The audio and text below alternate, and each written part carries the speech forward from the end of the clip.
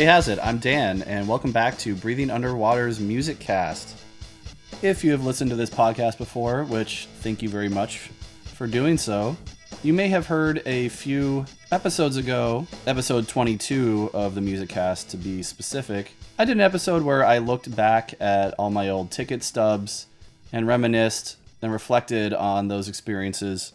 That episode comprised the years that I was collecting tickets the most, which were my high school and college years from the late 90s to mid 2000s. And at the time, I thought I would just leave it at that because, like I mentioned in that episode, as time went on, tickets got more digital. I got more adult busy and distracted and less nostalgic at the time, so I wasn't saving keepsakes like I used to because I was moving around a lot and paring down on my physical collections. But I was looking back through my hard drives, and I realized that I did have a good amount of tickets that I had kept and scanned or saved a PDF of from after those formative years of concert going. And then looking back at this podcast, I realized that during its original run, from episode 1 to 17, which was about 2011 to 2013, I did chronicle my concert experiences during that time. And then for further adulting reasons, I put this podcast on hiatus for almost a decade. But then as my kid got older and I was able to spend more time getting back to my creative outlets, I decided to re-up this podcast and other branches of the podcast, everything of which you can see at breathingunderwater.us. And that was early post-COVID. That was 2021, which is also the year that I got remarried, and my wife, a huge music and concert fan, re-inspired me to start going back to shows, especially as shows were happening again after a couple pandemic years. So then you may have heard on episode 19 and 24, and then after this year, 2023 concludes, there'll be another episode and hopefully many more continuing forward, where I've decided to just start reflecting on the concerts that I've been to that year. Now that I've done that original run of concert reflections, and then I had a couple years doing the podcast originally, and then now a couple years bringing it back, there are some big gaps in there. So I thought, because I am an obsessive completionist, and I just really hate loose ends, but also because this is fun for me and nostalgic to look back and reminisce on all these experiences that I've had that I also spent time and energy and money on. Might as well complete the circle of documenting these experiences since I already have a good chunk of it documented on this podcast anyway. So this is going to be a fill in the gap or gaps episode because there's the period after college before I started my podcast in 2011. So that's like 2006 to 2011 that I haven't documented yet. And then all the shows that I went to while I was actively putting out this podcast originally from 2011 to 2013 are already documented on previous episodes, like I said, episode 17 and before. But then there's that hiatus period from about 2013 to 2020 where I wasn't making the podcast, so I'm going to make up for all that now. And just like episode 22, where I looked at my original high school and college years of concert going, this isn't by any means like comprehensive. It won't cover every single show that I went to, especially like local shows, things that I've just forgotten about or can't recall right now as I'm sitting down to do this, especially if I don't have a record of the ticket. So this will just be, for the most part, the tickets that I have backed up from those days to spark my memory, and any honorable mentions that I can recall that I know I went to, I just don't have the ticket to show for it.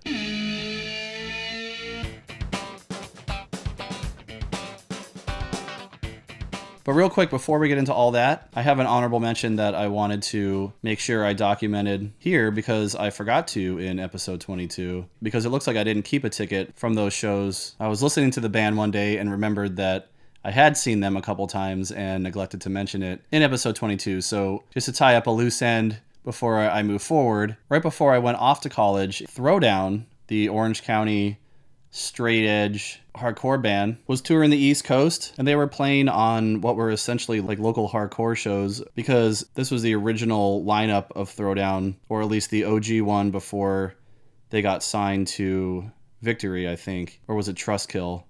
One of those, where they had switched singers and gotten more like metalcore and eventually went more just like straight up metal. And remember, folks, back in 2001, there was metalcore At least in my estimation, there was. I mean, there was metalcore all the way back into the 90s. I'm talking more like first wave stuff, way before MySpace changed it into its kind of like, I don't know what that was, second or third wave iteration that was a lot different than what I originally considered metalcore, which were bands like Throwdown and God Forbid that were literally like combining hardcore and thrash. It was like thrash riffing with hardcore breakdowns, i.e. early Machine Head. What we consider metalcore now is very different in sonic and aesthetic ways, but sorry, I'm getting off topic. The point is that I first heard Throwdown earlier in high school, interestingly, as I was going into a drum lesson, which was something I did for a short stint when I was first learning to play the drums for my first band, Minion, a hardcore nu metal band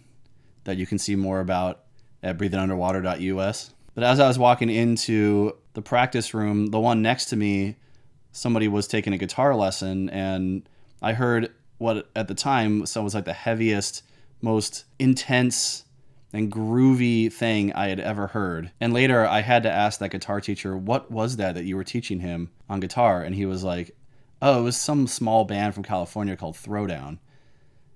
And I was like, I need to get their records. I need to hear more Throwdown now. Because even though I'd heard bands like VOD and Hatebreed, the more high-level stuff, and Zayo, stuff that was a little bit more well-known and better distributed at the time, I don't think I would have ever sought out a band like Throwdown had I not had that serendipitous introduction to them, at least at that time. And I think they had just put out You Don't Have to Be Blood to Be Family, or maybe they had only put out their first album, and the EP and the Blood to Be Family album hadn't quite been released yet. It was somewhere in there that I went to my local record store and gobbled up everything that I could from them. And yeah, they were my favorite hardcore band immediately. So sometime in the spring or early summer, right before or right after graduation, they were coming through College Park, Maryland, and they played at like some student center or something. And I remember running into some of the guys from the local Baltimore hardcore scene.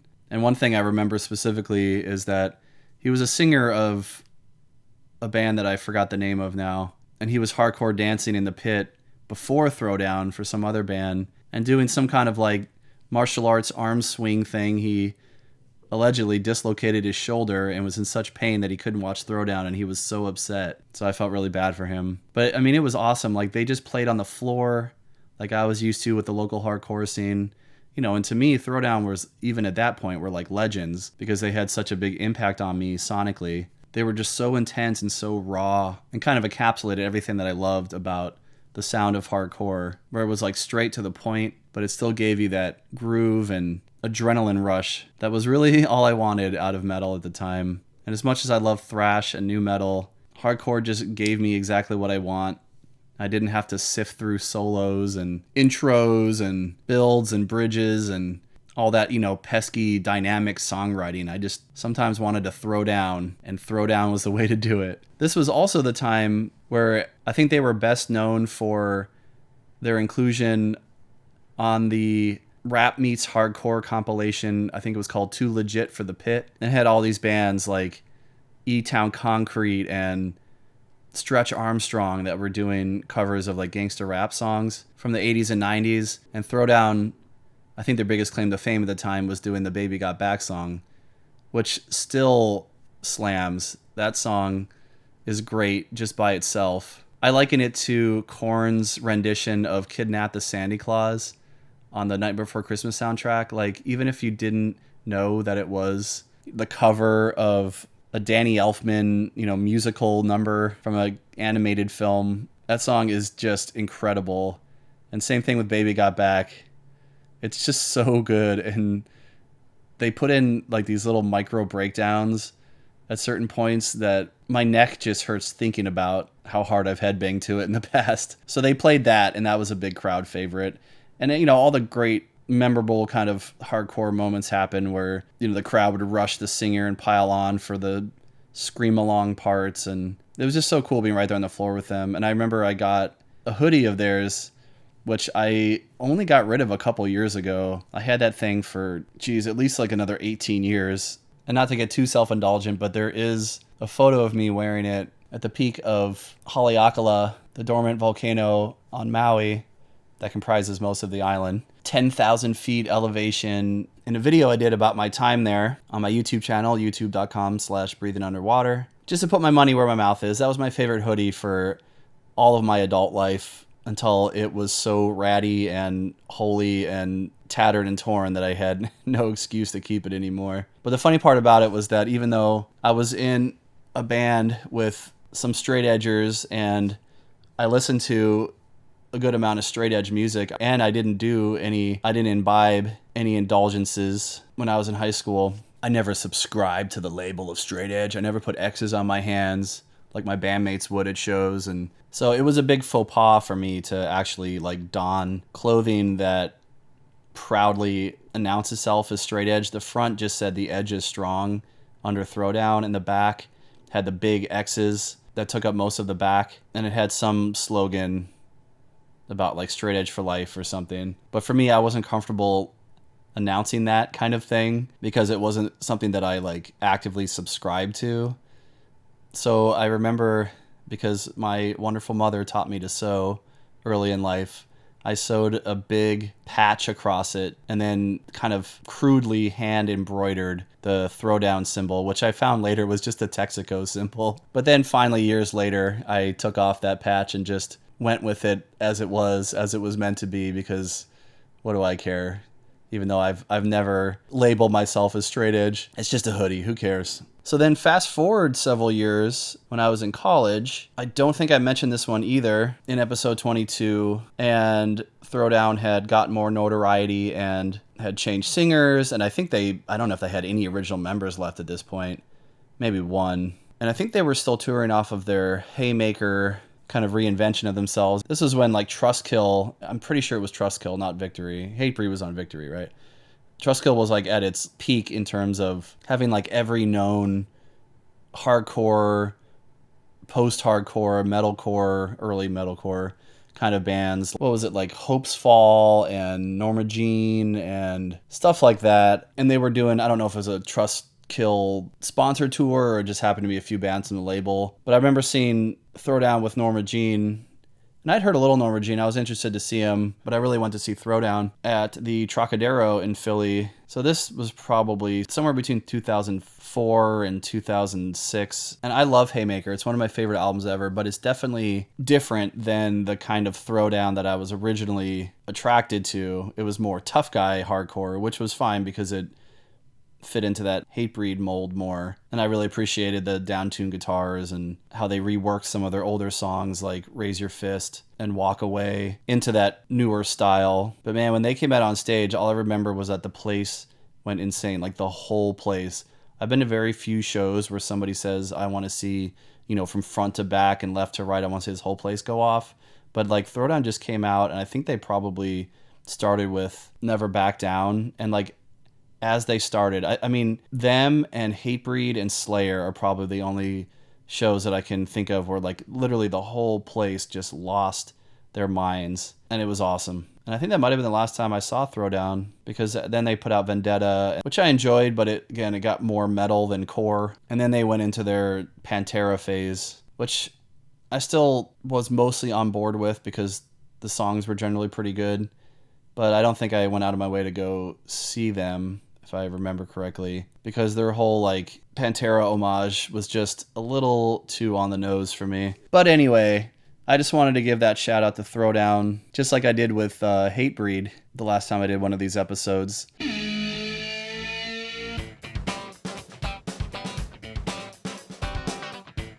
So with that out of the way, let's get into the actual topic of this one and start going down a rabbit hole. I'm going to go year by year. This is going to comprise 2006 to about 2020. So let's get started. So we're going to pick up right where we left off at the end of episode 22, where the night that I left Philadelphia, where I went to school, I saw Between the Buried and Me, and then moved back home to Maryland while I was trying to figure out what to do with myself, because I decided to not go to LA and try to break into the film industry like my original plan was, since I was a screenwriting and narrative video producer major and minor. And I had been offered a full-time gig being sort of like an IT and webmaster guy and videographer at the nonprofit that I work for in college. They had a satellite office back in the Baltimore, D.C. area. So I thought I would just go back, live with the parents for a while, figure things out, and then see what the next steps were. So within just a couple of weeks after moving from Philly back to Maryland, I went to Warped Tour 2006. And if you listen to episode 22, you heard me mention my first Warped Tour experience in 2004, I believe, where I had never been to a Warped Tour before. So I didn't understand how they had the rotating schedule. I just figured that the bigger bands would be playing later at like normal festivals do. They gave mostly equal and rotating schedules to all the bands so that there would be no like favoritism or whatever with the billing. So I missed a bunch of bands that I wanted to see that day back in 2004 in Camden, New Jersey. But this was Thursday, June 15th, 2006 at the Merriweather Post Pavilion, which I actually just went to recently, again for the first time in a very long time, which you'll hear about in an upcoming episode of the show after 2023 wraps, and I talk about my 2023 shows. But Merriweather was somewhere I had been to a good amount growing up. Like I remember seeing Black Sabbath, Godsmack, and Drain SDH there, which I probably mentioned in episode 22. I'm sure I did, among other things, because it was our local, amphitheater pavilion place, and it was a perfect place to hold a Warped Tour. And this year, the big bands that stood out to me were, well, the ones that I went to see were NoFX, which was the second time that I saw them, because as I'm sure I mentioned in episode 22, I first saw them in Atlantic City sometime during college, and they were just as irreverent and time-wasty and fun and funny as they are reputed to be. Is that the right word? Reputed? Reputation? Reputed? Sure. Thursday had just put out A City by the Light Divided, so I remember seeing them, and they were great. I think that was the first time that I saw them. And Anti-Flag I saw again. I think they had just put out The Bright Lights of America, if I'm not mistaken. I don't want to do this for all these shows because I only have so much time to dedicate to this, but I am going to look up and see who played this year, because for some reason I'm really blanking on who I actually saw. And wow, looking at this list, it looks like a lot of these bands only played certain sections, so they may not have been on my date. But like, this is incredible, all these bands that played this year. Like, Every Time I Die, Against Me, Gym Class Heroes, Paramore, Joan Jett, 30 Seconds to Mars. Some of these bands I hadn't even heard of. I wasn't introduced to Paramore until maybe like a year or two later. I didn't know about Against Me. I hadn't heard of Gym Class Heroes till several years after. So yeah, I mean, geez, there's some big names or big up-and-coming names. Bullet for My Valentine, Rise Against played. Motion City Soundtrack. A lot of names of bands that I knew about or heard about but wasn't actually like listening to actively, like Plain White T's Hello Goodbye, Academy Is, Armor for Sleep. Like, I'd heard about a lot of these bands. Seosin. I just, for whatever reason, like didn't check them out. Chiodos. Man, 18 Visions, like all these bands, and I don't even know, I can't remember like where I was or what I was doing. Stretch Armstrong. Man, All Time Low. Ooh, I Am Ghost. They were fun. The Sleeping, Me Without You, Senses Fail, Silverstein. Oh, Ludo. I remember them. Anyway, it just goes on and on. Those are the ones I remember the most. NoFX, Thursday, and Anti-Flag. But I'm sure I caught some of the other bands. Maybe I didn't even realize who I was watching. But just a few days later, I went to what I think was pretty new at the time in Baltimore, Ram's Head Live, on Thursday, June 22nd. 2006 to see Brand New. Now, growing up, I've probably mentioned this many times, but Baltimore was not the place for touring acts to come through, for at least for national acts. There just weren't any comparable clubs to like 930 Club and Nations, which I think went defunct at some point in here. The stadiums that DC had, it's DC, it's a bigger city, bigger draw, I would think. But then some clubs started to pop up, including Ram's Head Live, which was pretty big, and it's on the waterfront, so it's kind of like a novelty location on the Inner Harbor in Baltimore. And it had a big balcony. You'll see that as a theme going through this episode. There's going to be several shows at Ram's Head, but I think this must have been my first time there. And Brand New, I was introduced to pretty late. It was a good time after Deja Entendu had come out, and they were touring for the freshly released The Devil and God Are Raging Inside of Me, or whatever it's called, which I liked and I still like as an album. But, Deja Entendu is one of the most well-written albums, not just for what it is standalone, but compared to their first album, was such a huge step up, not just in like production quality, but more so in the songwriting. It was just incredible. I love that album still.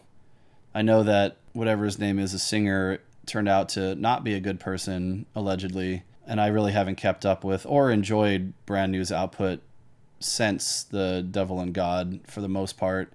It's been a song here and there, but like their last album before I guess they broke up, I thought was just like so unengaging and boring. I know people like really fawn over them, but I think it's hard to deny, at least for the sound that they sort of perfected, if not pioneered, for Deja Entendu. That was them at their peak. So it was really cool getting to see them at that point in their career where they still had that momentum behind them, and I think it was sold out, so that was a fun show. Just a couple days later, Saturday, June 24th, 2006, I saw my dad play at the Baltimore Symphony, Joseph Meyerhoff Symphony Hall. I'm just mentioning these because I have tickets for them, but please keep in mind that my dad, in case you're unaware, because I've mentioned it so much, and if you go back and listen to episode 13, I do an interview with him. But he is a lifelong classical musician, French horn player, and I've been going to his shows and performances and recitals my whole life, and I could do a whole podcast just about that. But this looks like around the time that I started saving tickets from those, so maybe there was a guest conductor that night, because it says the conductor is specifically pointed out. I don't even know, Jack Everly. And, it says it was the Baltimore Choral Arts, so it must have been a choral show, but it doesn't say anything else about what it was actually about. So yeah, interspersed with a lot of my rock years and preceding all the rock shows that I went to, I was always seeing music live, but it was in the classical realm because of my parents, my parents weren't super happy when my brother and I got into rock in middle school, because they, brought us up to be good little boys that appreciated the finer things like art museums and classical music. And not that we stopped appreciating those things, we just added to our palette and our repertoire a wider dynamic range of music and human expression that my parents didn't quite understand at first, but were always supportive of. And I actually gave them a shout out the other day. They came down here to Richmond from Baltimore to see my new grunge band play, which, if you haven't heard of us yet, After We Praey, Praey.com. Check us out. And I went up to the mic and gave them a shout out of gratitude for being the kind of musicians and music connoisseurs that they are, but still loving and supporting their kids no matter how much it made their ears bleed. Wow, so I went to a lot of shows when I first got out of college. I must have been either a summer of a lot of really good tours, or I was also just maybe looking for something to distract myself from having to make any major life decisions at the time. But at the Warner Theater in DC on Friday, June 30th, 2006, I went with a friend to see Ashley Simpson. And this particular friend, you can see a more recent podcast that we did together on the AdventureCast side of this. Katharina goes by Legally Jet Lagged as a world traveler. So go check out the AdventureCast side of this podcast if you haven't yet. She's a big country and pop fan, though in high school, her older death metal brother exposed her to a lot of that stuff and popular like rock and metal at the time. So she was definitely part of that crowd, going to a lot of the shows that you might have heard me talk about on episode 22. But she was a big influence for me. I went through this kind of evolution, as some do, as I got a little older and quote unquote more mature with my musical tastes. I branched out, especially during college, because in high school, when I was big into thrash and nu metal and hardcore, the idea of being into something like punk, or especially pop punk, just felt so weak and not metal. When you're younger, you tend to latch on to an idea of something and use that as a proxy identity. But when I was in college and I started discovering more stuff, which was also huge and exploding in the early 2000s, which was emo and pop punk and things in that realm, I realized that I really enjoyed having fun with fun music too. I find metal and groovy, fast, intense music to be incredibly fun, but sometimes the darker tone and lyrical content is not what my mood's calling for. And I realized that as I got into bands like a lot of the stuff I just listed on the Warped Tour lineup, a lot of like the post-hardcore, more melodic hardcore and emo side of things, Thursday and Weezer, I realized around that time that I was really just like music with energy and an edge, regardless of if it was like quote unquote metal or if it was punk or pop punk or even pop. If it had some kind of edge to it, and I still feel that way. A good song is a good song, but a good song that has teeth, that is something that feels compelling, that's what draws me to music. And I started going back and looking for other avenues of having more fun, just fun times with music. Unfortunately, a lot of like rap, especially pop rap, was just not for me. The stuff that tends to, just talk about like being in the club and partying and stuff. I tended to like more of when it came to the like rap and hip hop side of things, I was more attracted to kind of edgy and cheeky and playful stuff that was still really intense, like Eminem and Sticky Fingers and stuff like that. But really the rap fan in my realm is my brother. He was into rap almost as much as rock, where rap was always a little bit more peripheral to me. What my brother isn't as much into that I found that I was and continue to be is pop, but very specific kinds of pop or brands of pop, not just pop in general. And I'm planning on doing a whole episode about this down the road, but for now, around this time too, I discovered Pandora.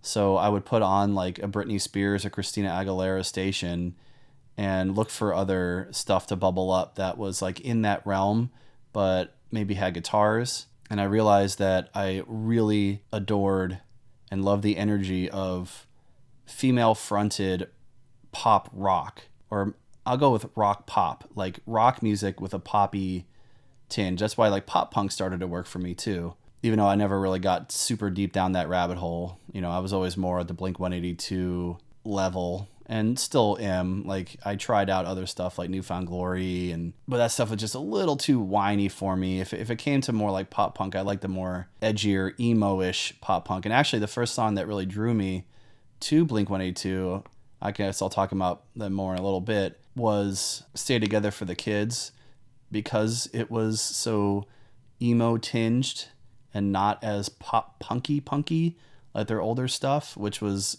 big when I was in high school. And I absolutely loathed it just on principle. And even now still, I know a lot of, people see that their most like pop punky days were their peak. But I thought that, especially during college, that their self-titled album was their peak of output, because it was a perfect mixture of what had come before, but a more evolved and mature and emotionally engaging sound, because it incorporated a lot more of the emo sensibilities and wasn't as overtly playful or tongue-in-cheek, like almost joke band kind of stuff that they would do on their earlier stuff. So I've gone back and learned to appreciate, Blink's entire catalog for the most part, but the stuff that I gravitated to more was Take Off Your Pants forward, though I think that Enema of the State is one of the most perfect produced and written albums ever. And the songwriting is just like outstanding. But anyway, all this is to say that all that kind of stuff primed me to discover, largely through Pandora, acts like especially Sky Sweetnam, before Sumo Psycho was even a glint in her eye, as far as I know. She was still a teenager putting out more independent-ish releases, at least stuff that wasn't as widely available in America. I don't think I would have come across her stuff if it weren't for putting on a Britney Spears station and having Sky Sweetnam come on, because she had opened for Britney on tours back in the mid-2000s. And then that, putting on a Sky Sweetnam station or whatever led me to things like Ashley Simpson. And then going back to Katharina, or Legally Jet Lagged, as she's known in the Instagram sphere. She was a huge Ashley Simpson fan. She was also responsible for introducing me to Taylor Swift back then. Never was and don't think I ever will be a country fan. So even though I'd heard about her original album fell on deaf ears for me. But hearing the pop rock sensibilities of Fearless really caught my attention. It was just the perfect time for me because I was just eating up as much of that like female fronted pop rock or rock pop, depending on its balance, that I could get. And so when Ashley was coming through, she was touring off of the I Am Me album, and she was just a hell of a good time. She was so much fun, and she played all the hits at the time, like Autobiography and Boyfriend or Did Steal Your Boyfriend and all that kind of stuff. But I just remember her being like really playful and fun.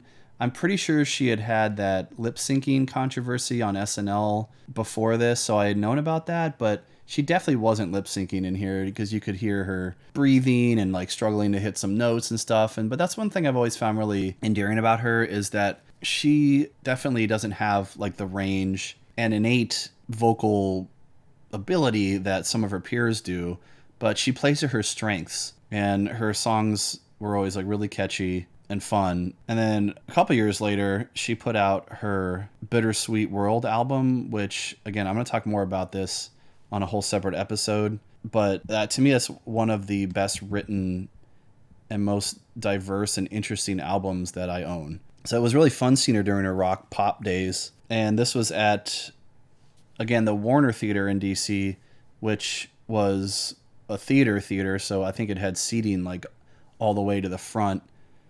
It was meant more for sit-down performances. We were up in the balcony, so I had a really good view of the stage. And just like a lot of these pop singers and front people, she had a really good touring band, and they were super talented and solid, and she seemed to have a really fun relationship with them. And that's the kind of stuff that I like to see at these shows. One thing you'll hear me talk about a lot more in an upcoming episode when I talk about 2023 shows, but I saw Taylor Swift this year, and you know, it was so staged. It was a wonderful performance. It was amazing on a visual and performance level, but her engagement with the musicians, the band was off to the sides of the stage. Like they were just kind of off, almost, you know, they were totally like a backing band, but Ashley felt like she was the front woman of a rock band, because they were all there, you know, on a relatively smaller stage and interacting with each other and having that back and forth. And that's the kind of thing that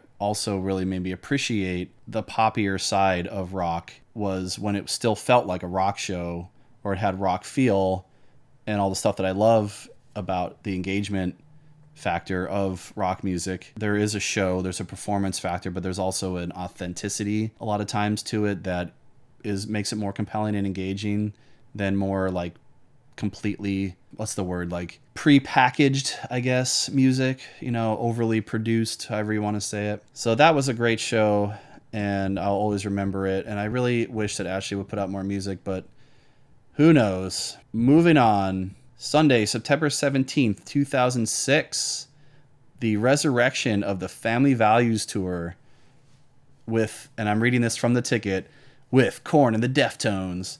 This was at the Nissan Pavilion, which is the name of the amphitheater in Bristow, Virginia that I grew up going to. I've heard me talk about this several times because it's where I saw like the Ozfests that I did in high school and lots of other shows. Was later changed to Jiffy Lube, which it still is now, but it was Nissan at the time, so I still call it Nissan a lot because I just forget that it got changed at some point. Yeah, this was the resurrection of the Family Values Tour, you know, which started in 1998, and I was there for the first leg of that tour, which you can hear more about on episode 22, which I don't think I've mentioned that yet, have I? That I did a previous episode about this. But anyway, I was super stoked on this one because I only saw Korn on the Family Values Tour, and that's it, the times that I saw them. But they did come through a couple more times in high school and college where I was living, but for some reason, I don't remember why I didn't get to go. And I remember when they toured on Issues when I was like in late high school, and I had a couple friends went, and they said it was just absolutely incredible. And they played like 5 songs per album to make sure that they got like a good chunk of what people wanted to hear. But for me, after Follow the Leader, I just had kind of fallen off in interest. And even though Issues helped me get me back on board, because Korn, when they started getting silly, it just got a little too much for me. And just when they got a little oversaturated on MTV and on the radio, I just got a little bit over it because, I was there from mostly the beginning. I mean, I discovered them in like 1996, I think, through a friend in high school. I'm sure I talked about this in the past, so I won't get too much into it. But for whatever reason, I didn't see Korn again from 1998 until 2006, when I don't remember when it was, but they did a few years of Family Values tour, and they just stopped doing that for some reason. They decided to bring it back, and it was cool. It's kind of like the Megadeth and Metallica feud, that was finally patched up when they played together, whatever that was back in the 90s. This felt like that in a way, because there was always some kind of feud or beef going on between John Davis and Chino. And Chino, come on, man. Like, be happy for your friends. Why are you like talking crap? Anyway, but so they toured together again. So it was like this, even in 2006, it felt like this nostalgic reunion for this dynamic duo that had toured together for years in the early to mid 90s and then had this falling out. So it was so exciting. But also playing that year were Flyleaf, who I didn't get into. I thought that they were awful at the time. I think it was just because I didn't get it. I didn't even know they were like a Christian band either. I just didn't like them for some reason. It was years later when I was living on Maui and in a band called the Mobius Project, which you can see more about at breathingunderwater.us. We covered Fully Alive off of Flyleaf's first album, and I've had that experience a few times in my life where I didn't pay attention to, didn't know about, or didn't like a band until I started playing their music because of bands that I was in, and that gave me further appreciation for them. So I love Flyleaf now, but at the time I had no interest in them, so I kind of ignored them when they were on stage. And somebody else big played that year. All right, I'm going to do it again, even though I told myself I wasn't going to spend time doing this, but I'm going to look up 2006 Family Values Tour, because I remember that Blood Simple played on one of those years, but I think it was the year I didn't go, and I don't want to get that wrong. Oh, okay. So there were bands on there like Walls of Jericho, Dur and Grey. That sounds vaguely familiar.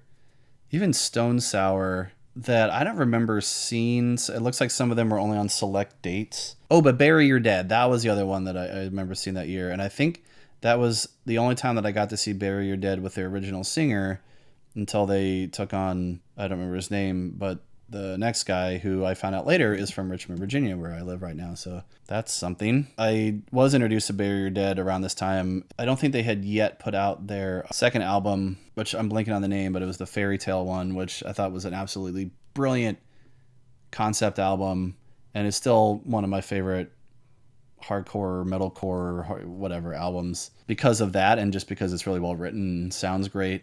But I think they had their first album out at the time with all the Tom Cruise movie titles. But my friend Jason, who finally had on the podcast after all these years, Jason I've known since 5th grade, and we were all in the same music. He was kind of like the triplet to me and my twin brothers. He was the brother from another mother addition to our group, and we went to all their shows. We were in a band together. Finally had him on the Musicast side of my podcast, so you can go listen to our Ouroboros episode if you want to hear more from Jason. But yeah, he had got me into Bury Your Dead, so I was excited to see them, and I remember they were really solid.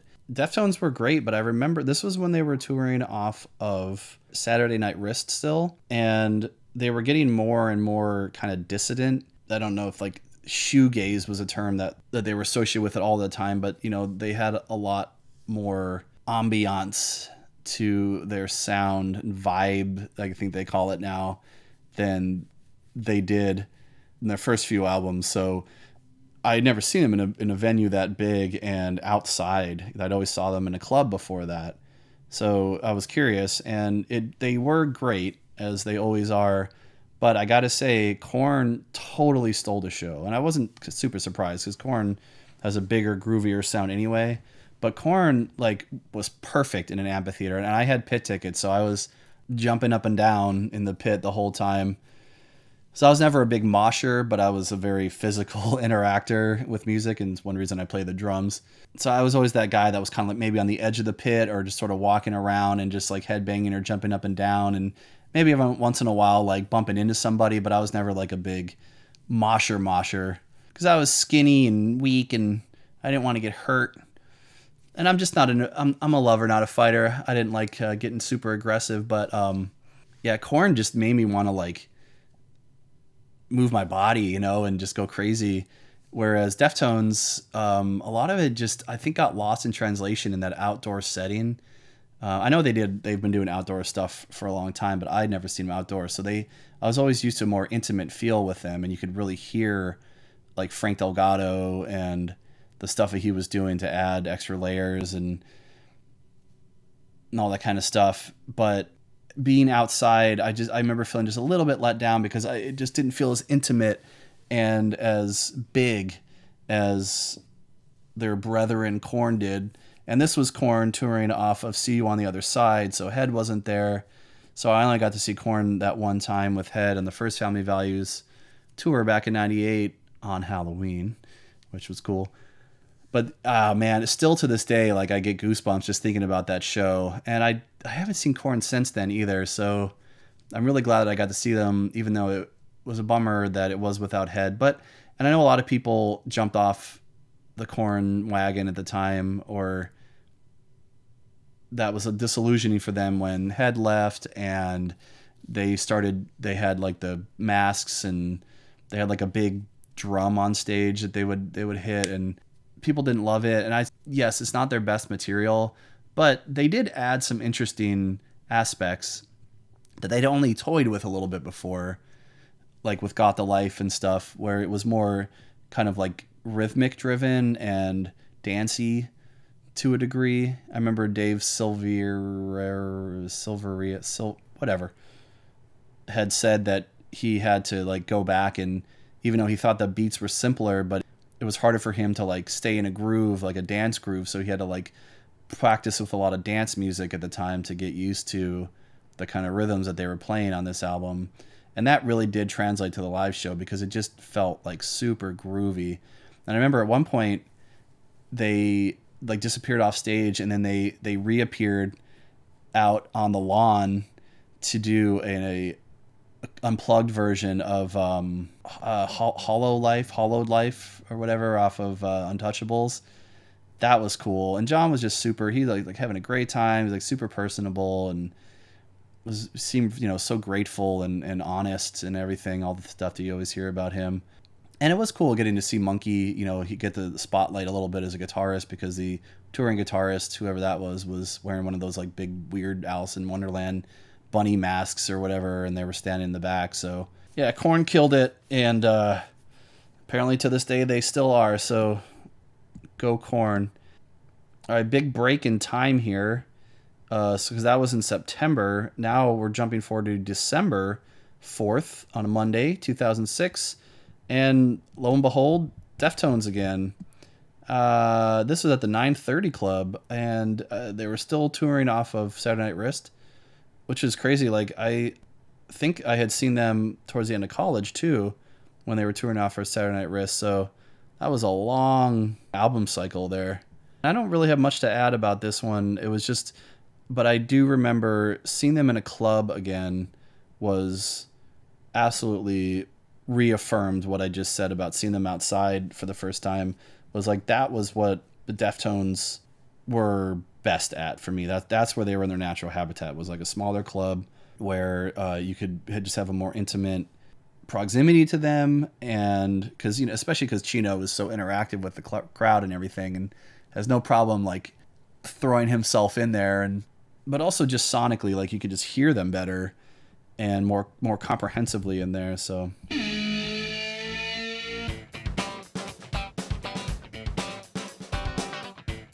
that brings us to 2007. Not too far into the year, on Friday, January 19th, I saw Thursday back at the 930 Club in DC. And not that Thursday is not a memorable band, but I'm just struggling to remember anything specific about this show. I'm pretty sure that they were still touring off of A City by the Light Divided. So I'm sure they were great, but nothing is bubbling to the surface right now about that one. Looks like I either didn't go to or just didn't save any tickets from shows that I went to until Tuesday, May 8th, 2007, where I was back at Ram's Head in Baltimore. And I finally got the chance to see Weird Al again. If you heard my episode 22, where I talk about the beginnings of my rock show experiences, Weird Al was the first, and I hadn't seen him since then. So this is more than a decade later, and I was as big a fan as ever. And he was also having his biggest resurgence that he's had since like the 80s, because he put out White and Nerdy, Canadian Idiot and stuff, and he was back on the charts and getting a lot of airplay and a lot of recognition for that. If you happen to listen to the last episode of this Musicast podcast, episode 26, I talk with my twin brother Dave about our relationship with Weird Al's music and how it laid the foundation for who we are as music fans now. And one thing we mentioned there was how, for me especially, I never disavowed Weird Al or anything, but I kind of stopped paying attention directly for a while, pretty much like after middle school. So going along with what I was saying earlier about like Ashlee Simpson and Sky Sweetnam, and looking for more overt fun in music was kind of a rekindling for my love of Weird Al at that point, where I was like, oh yeah, Weird Al is the most tongue-in-cheek and amusing and fun-loving music that exists. So I went back and caught up on his catalog that I hadn't purchased throughout high school and college, and then caught back up with him because he had just put out Straight Outta Linwood, and then he was touring, and it was so awesome because the last time I saw him was at a much larger theater. I got to see him in a club, and I don't think he plays clubs very much. I'm not sure why he was doing a club tour, but it was interesting because he did do some of the costume stuff and the stage theatrics and shenanigans, but it was pretty pared down. You know, instead of having like a whole stage of Smells Like Nirvana cheerleaders and stuff, it was just a couple, you know, or stormtroopers or Darth Vader for The Saga Begins was like, you know, just a couple instead of a regiment. But the other awesome part about that was getting to see him with my dad again. So every time but one that I've seen Weird Al, including the first time, was with my dad. And like I was saying earlier, you know, my parents weren't immediately amenable to my brother and me getting into rock music, but they were always very supportive of the things that my brother and I were passionate about. And that's why my dad took us to Weird Al, because it's not something he would have done on his own. I mean, maybe, but he took us because we really wanted to go as middle schoolers. And I felt the same way as an adult. It's like, I really want to see Weird Al, and I really want to see Weird Al with my dad. So, and I don't think I've ever stood on a grimy club floor and looked up at a stage with my dad before. Every time I've been to a concert with my dad, it's been, you know, seated at a theater or on a lawn for some kind of symphonic show or musical or something like that. But just like standing with my dad at a club was, for me, it was a pretty mind-blowing and wonderfully bonding experience. And it wasn't the last time we saw Weird Al, but it was really awesome in a more, you know, smaller and intimate setting to get to see this idol of mine, you know, so up close and personal, and in such an unstructured way too, because not that like there was any big mosh pits or, well, any mosh pits or anything, but getting to have just a little bit more freedom of movement and everything and not be stuck at a chair while seeing Weird Al was pretty special. Looks like 10 days later, Friday, May 18th, back at the Merriweather Post Pavilion in Columbia, Maryland, just outside of Baltimore, kind of in between Baltimore and DC. If you're not from the area, I got to see Heaven and Hell. So I had seen two different Black Sabbath reunions. One was the solo tour, that was the one with Godsmack and Drain SDH at Merriweather several years before. And then I saw them at an Ozfest. That was 2004. Oh, and that was the year that Ozzy couldn't be there because he was ill, as he often was. Oh, and Rob Halford sat in for him after doing like a 2-hour Judas Priest set. He's not human. For some reason, they decided to also reunite with Ronnie James Dio, who I knew as a legend, but I didn't really listen to his music because if you know me, you know that operatic metal singing is not my thing at all. I don't even really like Killswitch for that reason, even though it's not as operatic, but I know that Killswitch is inspired by Dio.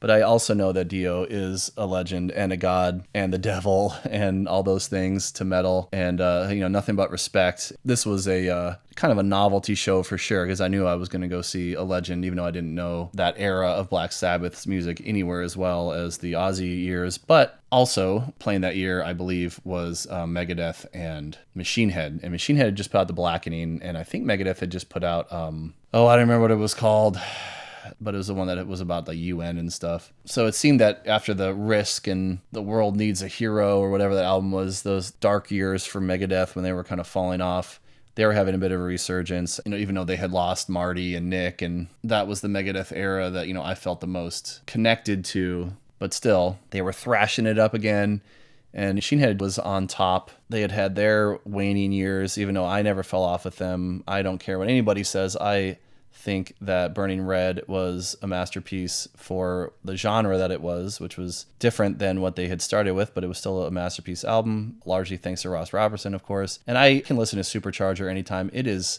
so much fun. I don't care what anybody says. It's fun. But yeah, like Through the Ashes of Empires and then The Blackening were just like Return to Form and all that kind of stuff. Even though it's funny that people say that, because they were never a thrash band. They were a metalcore band that went nu metal and then got thrashy, more just like straight up thrashy later. But still, they never lost their groove. They never lost their dynamic tendencies, even though they tended to get faster and more thrashy. But I think The Blackening is a fantastic album, and it seemed that the metal community kind of universally agreed on that. So it was awesome getting to see that. Even though it was a few years after Dime's assassination, getting to see them play Aesthetics of Hate live for the first time was really powerful. And I don't remember anything distinct about Megadeth other than that they were as Megadethy and Dave Mustaine as always.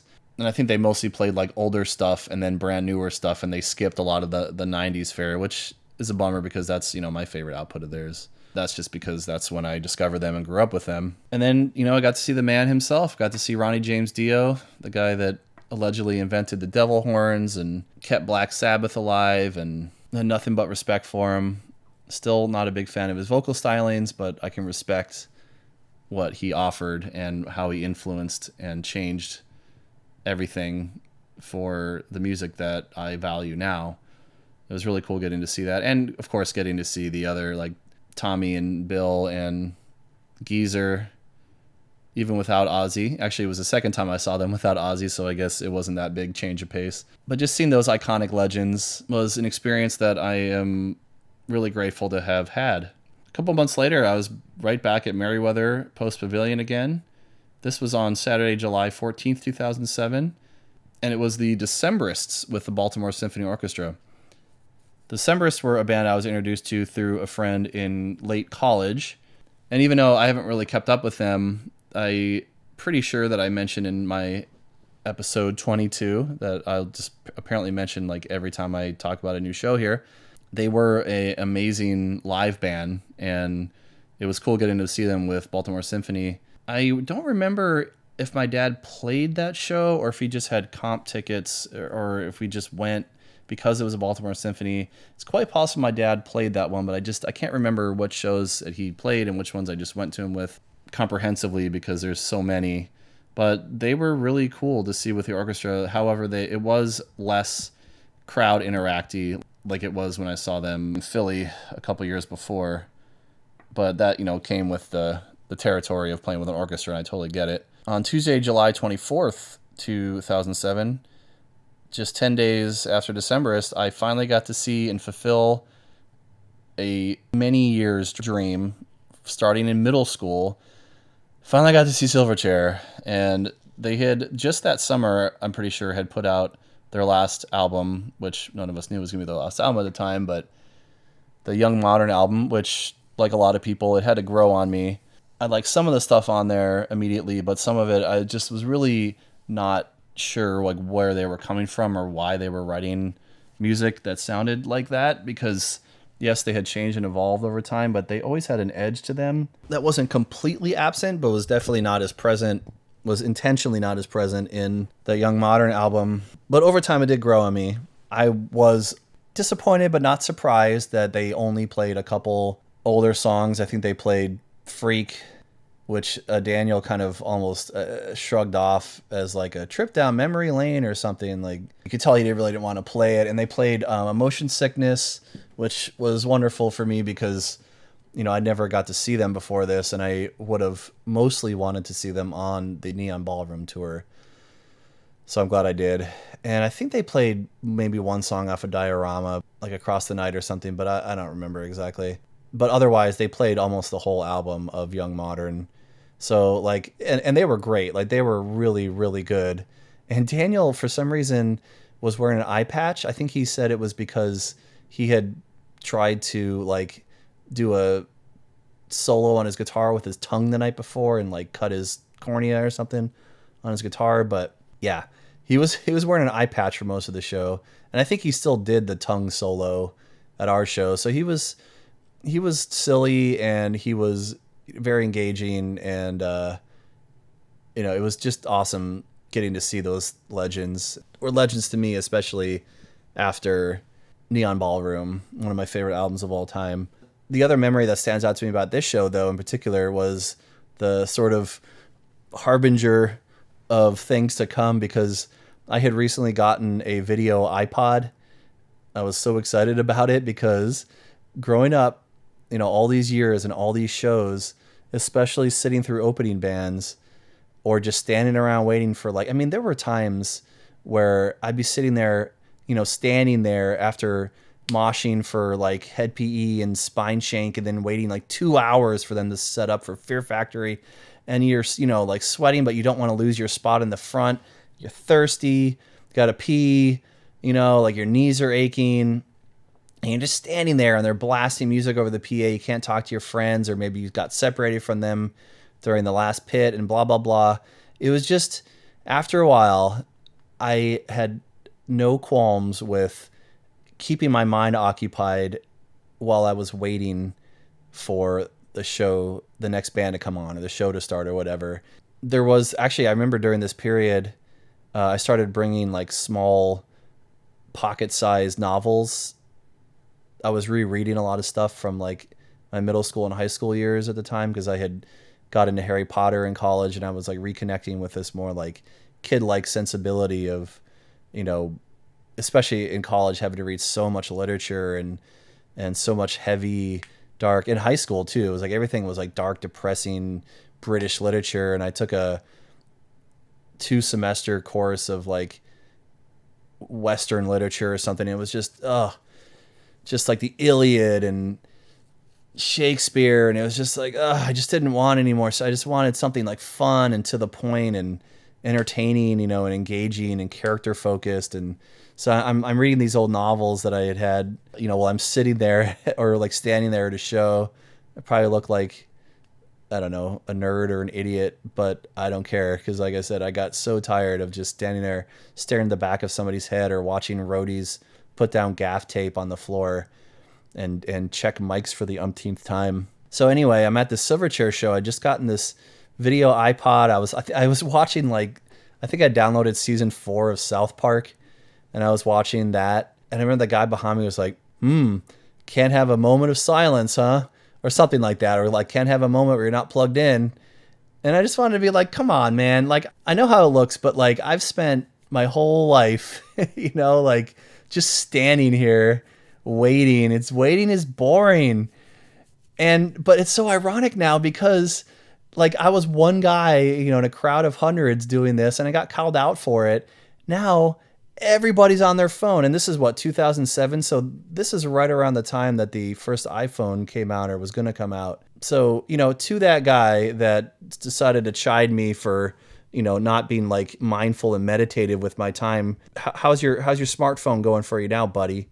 That's all I got to say.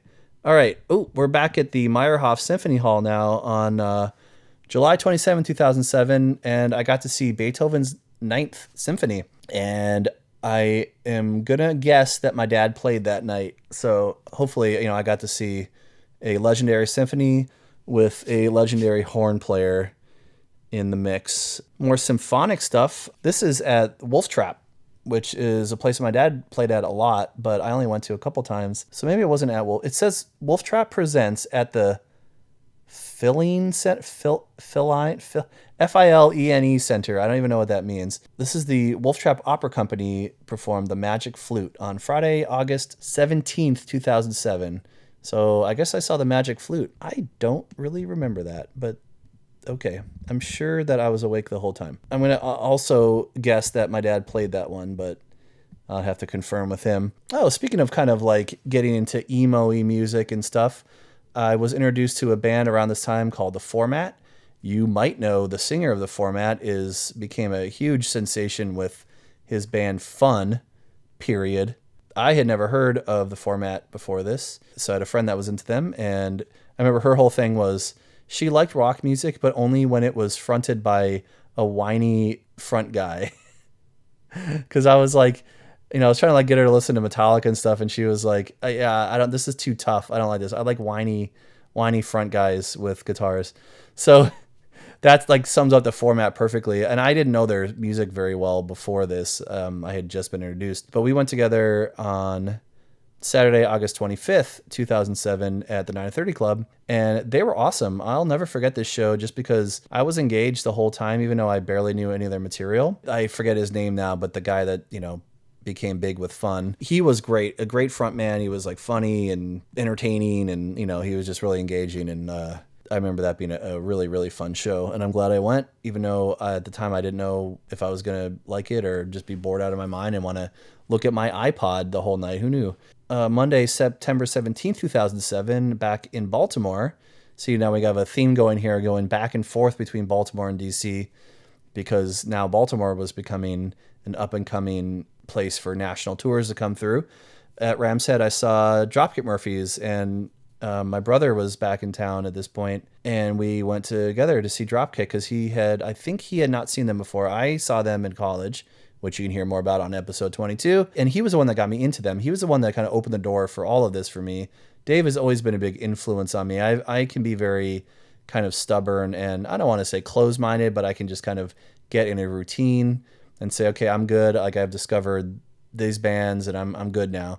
But Dave will be like, hey, have you heard, have you listened to much punk? And I'm like, nah, I'm good. And he'll be like, no, but you got to check out this stuff. And he was the one that got me into Thursday too. And opened the door to all that emo stuff. So there's a direct pipeline between my brother and me getting into pop music, which is ironic because he doesn't even like pop music for the most part, but he got me into punk.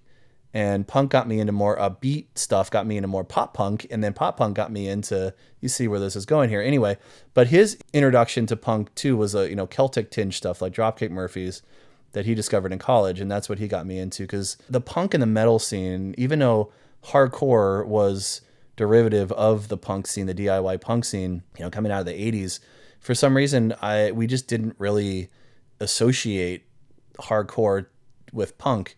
Back in the 90s, at least in the scene, the Baltimore scene that I was a part of, it was a metal scene. I've heard other people and YouTubers talk about this stuff since, where they'd say like metal and hardcore didn't go together, but that I did not find that to be true, at least in the Baltimore scene. You could like Metallica and Megadeth and Throwdown and Hatebreed, and like that was normal.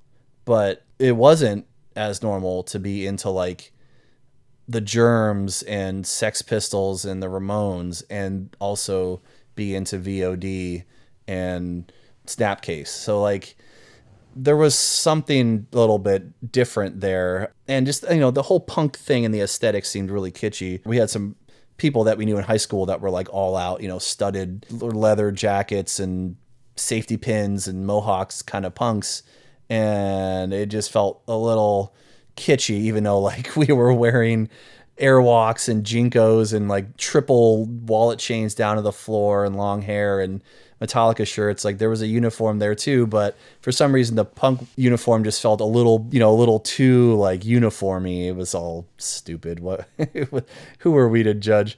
But that's teenagers for you. Anyway, so Dave got into Dropkick Murphys, got me into Dropkick Murphys, and then I got to see them when I was in Philly with other friends, but then we finally got to see them together at Ram's Head, and they were great. They had just put out the Meanest of Times album, so I thought that album was really good, really solid, and they were great. I don't know if I have anything specific to add. Wow, I have a lot more symphony tickets in here than I remember going to in October 13th, 2007. I saw the conductor Tan Dunn and the cellist, I'm just reading off the ticket here, Isla Finke Ishtien was the cello soloist for the Baltimore Symphony Orchestra. I don't remember this at all, but there it is. I went to that. Oh, okay, so another high school anecdote, another friend that was very influential in my musical tastes and evolution, somebody that kind of challenged where I was going for, my friend Dave, who you can hear on episode 11 of this podcast, of the Musicast side. Dave was a guy that I met early on in high school, even though he was graduating when I was a freshman. And he was more of, what we thought of as like a classic rock connoisseur. He was in the Beatles, was his favorite band, and David Bowie and Zeppelin and stuff. So there was crossover respect, but I didn't really actively listen to most of the stuff that he was into, though he was always willing to give our stuff a chance. And even now I think he's still like a Metallica fan and stuff like that, because it, that fits into the classic rock realm now.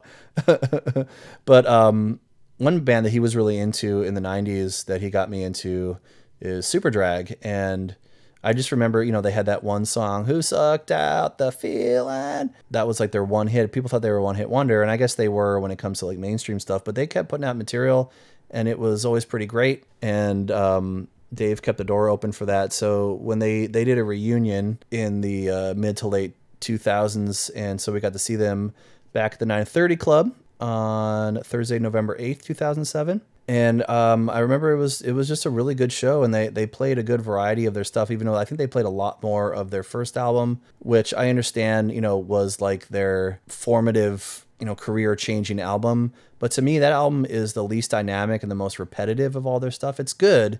It just, all the songs kind of sound the same to me, whereas their later stuff got a lot more dynamic and diverse, and they just, became better songwriters, in my opinion. So I was hoping to hear a little bit more of their other stuff, but they still played a lot of my favorites off of like Head Trip in Every Key and The Valley of Dying Stars, especially. I think he kind of started to disavow some of the music that he wrote later when he was like a depressed alcoholic, even though a lot of times that stuff tends to be, really compelling artistic expression. But I understand for artists, it can be hard to revisit stuff that you wrote when you were at your lowest place. So I don't think they played much off of Last Call for Vitriol, but I still love that album. And yeah, it was really cool to get to see them. So a couple honorable mentions that I don't have tickets for, but if you go to my Instagram at breathingunderwater1, and I have all this stuff linked at breathingunderwater.us as well. I distinctly remember a couple things that I wanted to add in here. Now, these aren't musical shows, but I decided if I was going to open the door to recounting experiences of like my dad's related symphonic stuff, a show is a show, right? Like, even if it's just a guy with a mic doing stand-up, which is something that I got into after college. I mean, I was always into stand-up. My mom used to listen to old like Bill Cosby, God rest our wholesome visage of him. And my dad had old Steve Martin LPs and stuff. So stand-up was always there, and I was familiar with it as a thing, but I didn't really like get into stand-up. And I know this is going to sound like super trite and cliche, but until Dane Cook hit the scene, because that, he was just the biggest stand-up comedian in the early to mid 2000s. I'll get more into that in a second, but that's why a lot of similar experiences and feelings and kind of memories revolve around seeing stand-up artists as rock shows. So I'm going to include those moving forward on here.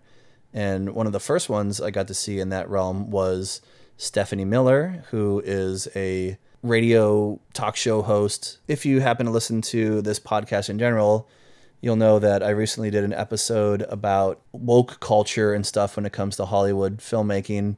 And I talk about how I was really caught up with politics and political commentary during the Bush years, especially. Stephanie Miller was my favorite host of her ilk, along with like Al Franken and people like that. But she would do appearances every once in a while, and she was in DC promoting something, just probably her show. And it was just like at a bar. I think you still had to get tickets for it. And she did a little bit of like stand-up material and did some, political jokes and stuff like that. And she had her producer with her, but not her voice actor guy that would do all the impressions, everything. But she had a producer, so they would play off each other a little bit. And one of the running gags on her show is that, she was, I guess, in her 40s at the time, and she would have people like half her age propose to her because everybody was, in love with her. When she was taking questions at the end, the final question of the night was me finally getting up the courage to say, as your obligatory half your age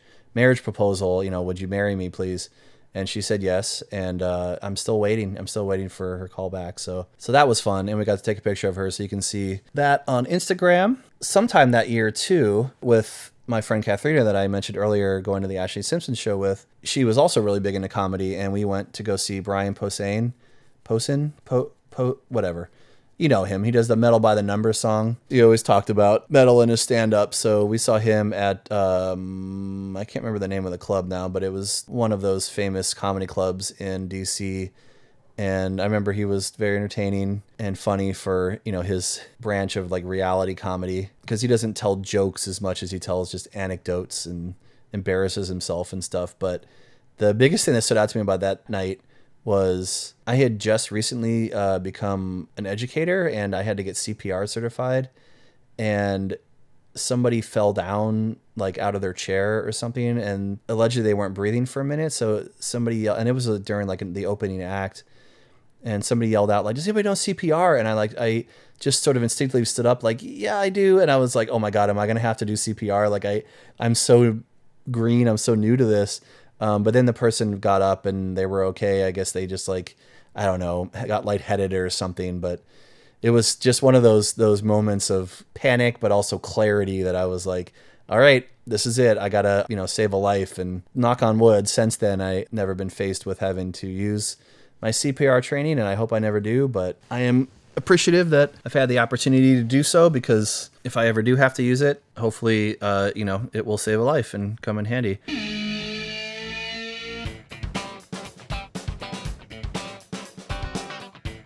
So now we are into 2008, and just a couple days after the new year that year, I went with my brother and our brother from another mother, Jason, to DC, to the Verizon Center, to see the legend himself, Ozzy Osbourne, with Rob Zombie. This was Saturday, January 5th, 2008. And I have mentioned this show before, so I'm not going to get too into it. I believe that I talked about this show with my brother on the first episode of this podcast. But just to recap, this was Ozzy doing a solo tour. He had Zakk Wylde on guitar. But the opening act was In This Moment, who I had heard about, but I don't think I'd actually really heard. Jason was a fan and was trying to get me into them, so seeing them live is what got me into them. Getting to see Maria Brink and the crew at the time was pretty epic. I am not as impressed with their output since Blood, how they've got more hard rock, and I don't know what their obsession is with putting those like glitch effects on Maria's voice. It, like, every once in a while it's fine as just like a thing to add aesthetics to a feeling to a song, but like they do it so much, it's like, why? Like, it's just distracting and annoying and obnoxious. Like, let her, she's such an amazing front woman, singer, so talented, so powerful. Let her do her thing. You don't have to put all these effects on her voice. I don't get it. But yeah, I remember I was inspired to get into them because of that show. And then totally stole the show was Rob Zombie. I never got to see White Zombie. I was never a huge Rob Zombie fan, like, of his solo output. I liked Super Beast and Dragula to the extent. His stuff could never compare with White Zombie to me. I know I'm like a curmudgeon like that, but just the songwriting and the overall sound was just never as... It just felt like White Zombie light. And I know that Rob felt like he was done with White Zombie, but I feel like they were just getting started. Astro Creep is, if you listen to the first episode of this podcast, was one of my top 5 albums ever. I feel like they were just finding themselves and finding their peak sound, and I would love to see where they could go from there. I think like Rob Zombie stuff has always just been a little bit lesser, even at its best, but he's also a performer, and getting to see him live finally, I know this is pretty late into his career comparatively, but it was awesome, and he totally stole the show, and he had all the guys on stilts and robots and stuff. And, he played I think he played obviously More Human Than Human and Thunder Kiss. It would be cool if he played more White Zombie, but I knew he wasn't going to. And then Ozzy it was kind of sad. So the last opportunity that I had to see Ozzy was back in Ozfest 2004. Like I've mentioned a couple times, he was sick that night and couldn't sing, so Rob Halford filled in. So I hadn't seen Ozzy, I think, since Ozfest 2000.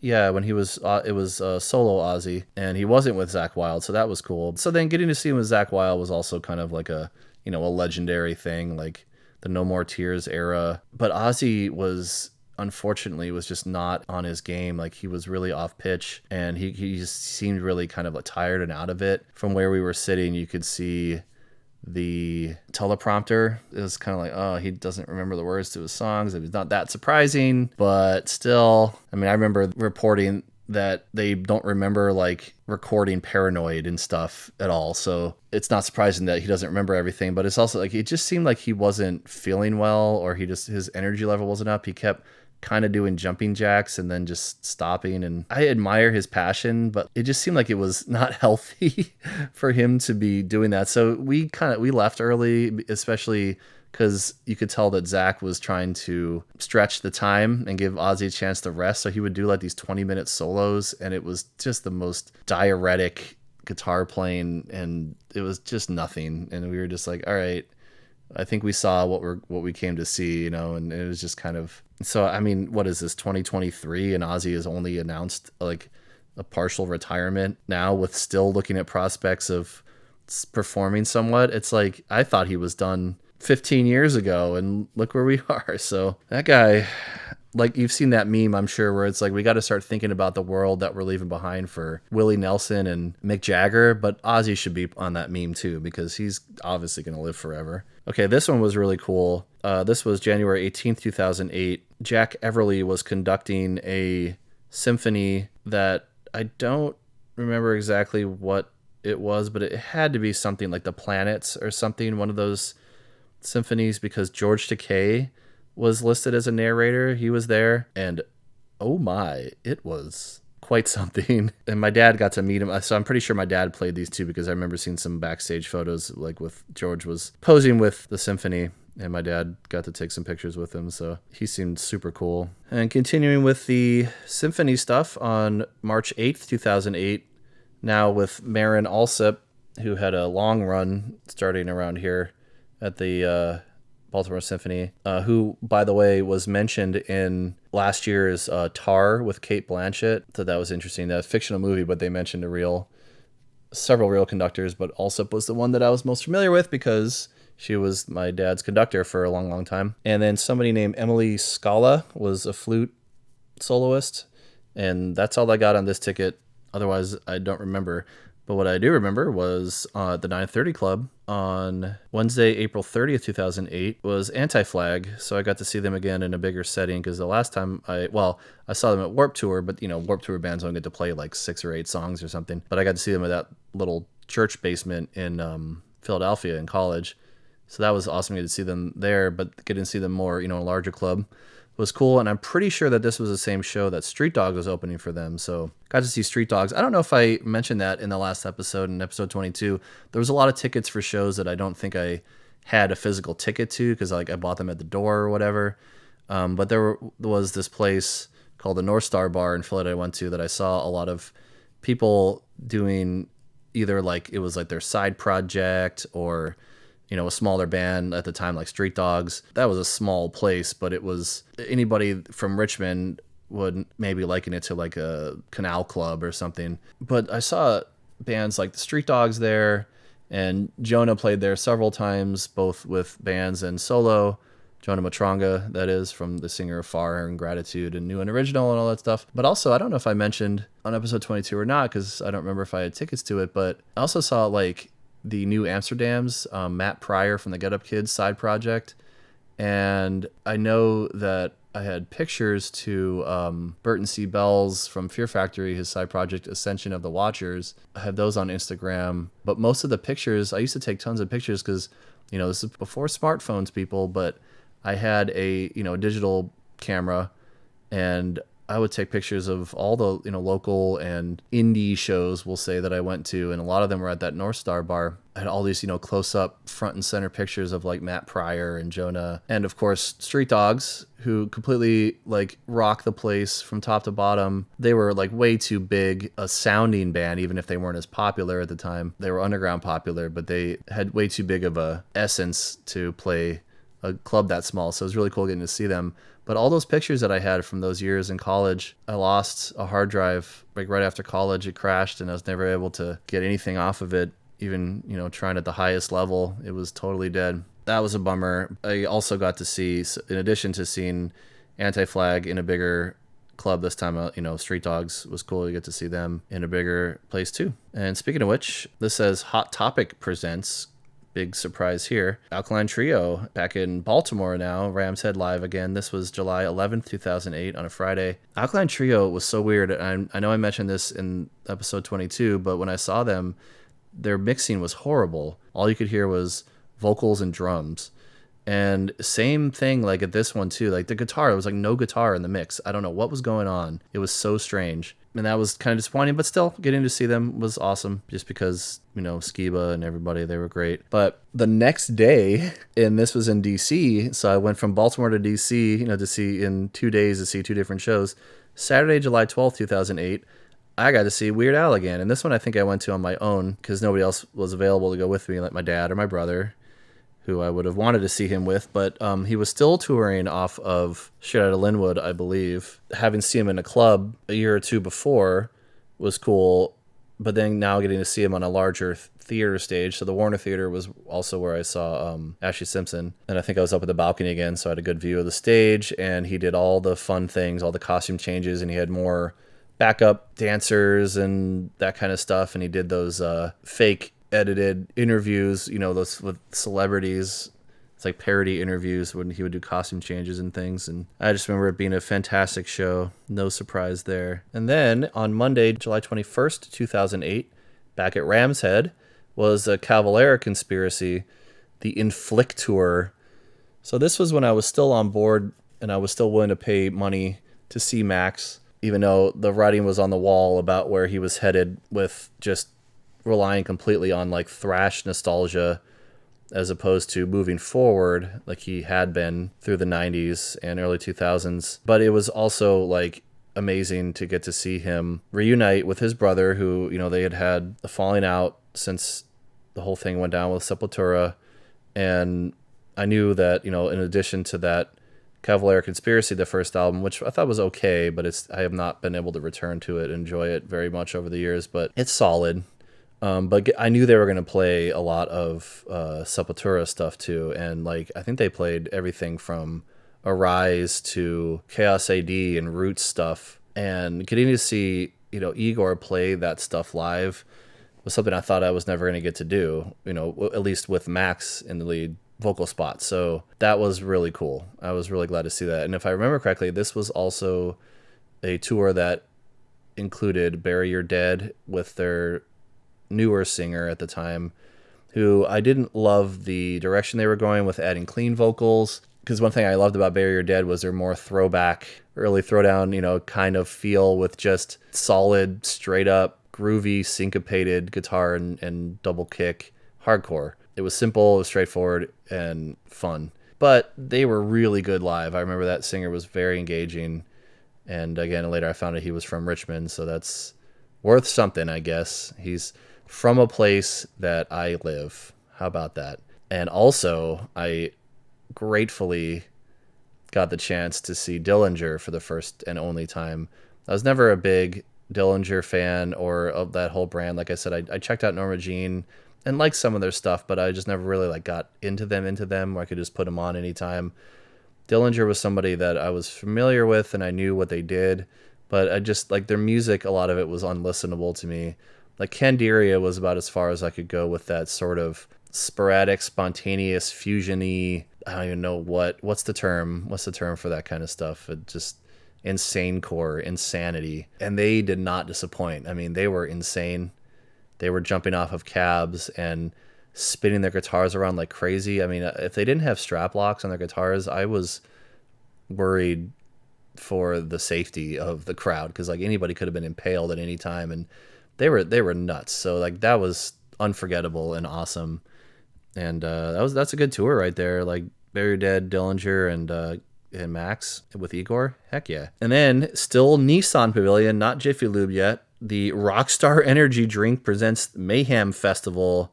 This was Sunday, August 17th, 2008. Mayhem Festival. So that year, I'm pretty sure I went to mostly to see Machine Head. Let me look it up and make sure that I got the right year, because I know I went the next year too, and I don't want to get them mixed up. Oh, according to Wikipedia, this was the first iteration of this festival. Okay, so I definitely went to see Machine Head and also Walls of Jericho, who were both playing on the sort of second stage. I remember I'd heard of bands like 36 Crazy Fists, Suicide Silence, and Under Oath. They were on the Hot Topic like side stage, but I wasn't into any of those bands. So I think I actually remember like catching Under Oath as I was waiting for Machine Head or Walls of Jericho or somebody. But Walls of Jericho, I don't know if I mentioned this either in episode 22, because there was definitely no ticket for it because it was a local show, but I saw Walls of Jericho play on the floor of like, you know, a local community center in Pasadena, Maryland, outside of Baltimore, Maryland. And nobody knew who they were. There were like maybe 10, 15 people there watching them. And, you know, I'm not saying that for like street cred, but it's just cool. Like I saw them, I thought they were great. Their name was in my head, but like, I know for some reason I didn't really follow them super hard. But then I saw them again pop up at this Mayhem Fest, geez, like 10 years later, still going strong, and they killed it. I remember they were awesome. I feel like they don't get talked about as much. We keep hearing about Spirit Box and that kind of stuff, you know, is like making waves right now. But like Walls of Jericho, Ginger, and their ilk were the foundation for, I think, like what metalcore has become, especially when it comes to these bands that like people are so wowed by the, oh wow, a girl can make those sounds with her voice. It's like, yeah, it's pretty cool, but it's not new. This has been going on, you know, forever. Arch Enemy. Anyway, but yeah, I remember that they were great. And then Machine Head was also killed it. They were still touring off of The Blackening, and it was cool getting to see them, you know, still on a little bit smaller stage, because the last time I saw them was at a pavilion, you know, open up for Heaven and Hell. So that this felt a little bit more like the Machine Head kind of vibe that I was used to. And then on the main stage that year was Mastodon, Dragon Force, Disturbed, and Slipknot. A guy I worked with was really into Mastodon in college. I tried, but I'm sorry, I don't get it. Not my thing. Dragon Force, they were always like presented as a novelty to me. People would be like, oh my God, have you heard how fast Dragon Force is? And I'm like, yeah, but how are their songs? So I would listen to them and be like, again, not for me. I never liked Disturbed. I'm sorry. I don't get it. I don't do it. Not my thing. But I did watch them because I was waiting for Slipknot to come on, and they were great. They were really good live, put on a great performance. I just can't, the vocals, I can't. And then finally, after all these years, you know, I was there again, not for like street cred or anything, or to be like that guy, and I wasn't there for it, but I was introduced to Slipknot before the first album came out, because the guy Jason that I keep mentioning that I grew up with, he went to Ozfest 99 and he got to see Slipknot on that tour, and he got like one of their EP tapes or something that had like Spit It Out and Surfacing on it. And, you know, of course, immediately, like we were all on board, but for some reason, I just didn't get a chance to see them. And I was obsessed. You know, the Slipknot in the late 90s and early 2000s was just it. You know, they were the big thing. And I mean, they still are. It's amazing how they've kind of like stayed at that level, especially with the extreme music that they play. Obviously, they've gotten a little bit more palatable in their later output, but I was just so glad to finally see them. I was like all the way in the back of the pavilion at the seats, so I didn't get to like experience it in that physical way that I really had wanted to, but it was still awesome seeing them. And it was Slipknot. I don't know what to say. Like, they were everything that I had wanted them to be, that I imagined them to be. I just wish that I had got to see them in a smaller venue before they were like this, you know, arena size band. I wanted to see the madness at a smaller, more intimate scale, but I don't know why I just never made that happen. And then on Saturday, September 20th, 2008, saw another symphonic show. This was at the Music Center at Strathmore in Bethesda, Maryland. Marin Alsup was conducting, and Evelyn Glennie was the percussion soloist. And again, I don't really remember anything about that. I don't mean to like dismiss this stuff. I just can't remember. Again, it's not the quality of the thing that I'm reacting to. It's just that I've been to so many orchestras and symphonies and ballets and operas and musicals and things in my life because of the nature of what my dad does for a living and what my parents are passionate about musically, that it's all a jumble in my head. But the next one was not. So at this point, we're 2008. I was neck deep into my career as an educator, and I was working at a small school in Silver Spring, Maryland, which is right outside of DC, for anybody that's not familiar. And I was introduced to this concept of go-go music, not to be confused with go-go dancing. That's a totally different thing. Go-go is both a verb and a noun, as I discovered. It's one of those regionally specific things. You know how different places have different brands of and offshoots of kinds of music. You know, DC is famous for a lot of things like the Bad Brains and such coming out of there. One thing that never reached the mainstream, that was always bubbling underneath it, but was very popular to that local community in the DC metro area, was this thing called go-go, which was also used as a noun, a place. You would go to a go-go, which was like a performance of go-go music. And it was just like this very unique, very rhythmic driven, sort of jazzy hip hop fusion. It's hard to describe. I would just Google it and look it up, but be very specific about it being Washington, D.C. go-go music, not like go-go dancers or anything. You would have like this drum line essentially, especially with like toms, floor and rack toms that people would take off of drum sets. You would have a drummer too, but you would also have a bunch of extra percussion, and they would be playing these kind of repetitive rhythmic beats that people would oftentimes sing or improv or freestyle, sometimes like sung, and sometimes they would rap to this stuff. So it was kind of like a rap influenced, almost like world beat kind of music. It was really unique and really interesting. And like we would have this sort of unstructured time in like the mid-morning at the school I was at, and my computer lab and film lab were in the basement of this old building. I called it my little Hogwarts because it was this old nunnery that was attached to like a newer building with this hallway, and it had this old basement full of all this old junk, and there was old like music stuff down there, and kids would come down and just bang on the drums. And I brought in my set, and Jeremiah from the Mobius Project, who we later moved to Maui together to continue that band and art project. But at the time, you know, we were just getting to know each other at this school, and he brought in his like guitar equipment, and we would play music with the kids. And a lot of times they would just start, like one kid would just start playing like a simple beat on the drums, and another kid would grab one of the extra toms or something laying around, and they would start doing their go-go thing. And that was how I was introduced to this whole thing. But it was so popular amongst our student body that our head of school, who was a big music aficionado, he was a percussionist as well. I guess, you know, trying to get some brownie points with the kids, but also just because he loved music and loved live music, he bought a block of seats at the Music Center at Strathmore again. So it looks like I was there a couple times in a row. So on Friday, October 17th, 2008, he took several teachers from the school and staff members that wanted to go see Chuck Brown, the legendary Chuck Brown, who I don't know if specifically was branded a go-go artist, but he's definitely spoken of as the like godfather of go-go music. So like the next day when we had our morning meeting with all the kids, and Mr. Messina, you know, our head of school, guess what we did, you know, last Friday? We saw Chuck Brown, and the kids were like, what? You know, he's like the godfather of go-go's. Awesome. On the ticket, it says he was opened up for by Huggy Lowdown.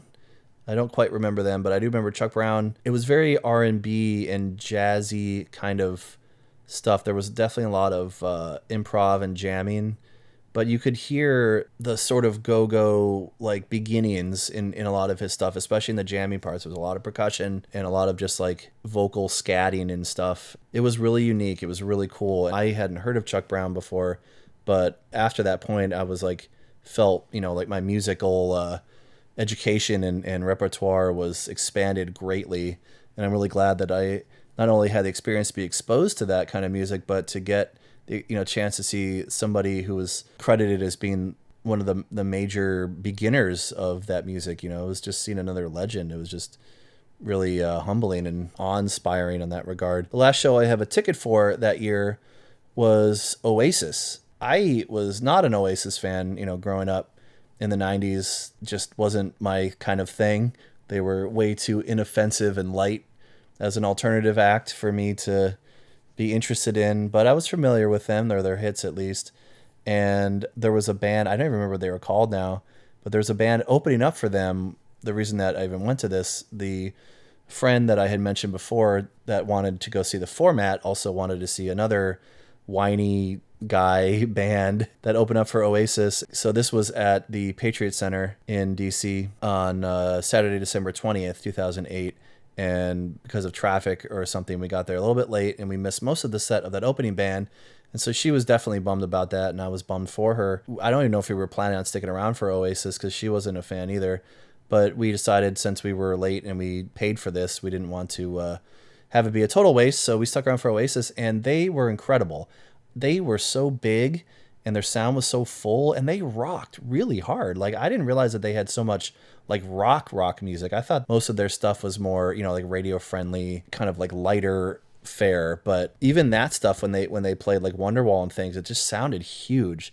Their guitars were like really thick and big, and I was like kind of blown away, and I would totally go see Oasis again if I ever had the chance. I just have one honorable mention from this year that I don't have a ticket for, but I distinctly remember going to because it was so hot. This was earlier. This must have been in the summer. Finally got to see Poison the Well. Speaking of all this hardcore stuff I've been talking about, Poison the Well started out as a hardcore band, got a little bit more post-hardcore as they went along and added more unique non-hardcore-ish sounds into their stuff, but they always kept that kind of like heavy sound at their core, spiraled out from there. And this was at the Auto Bar in Baltimore, another very small venue.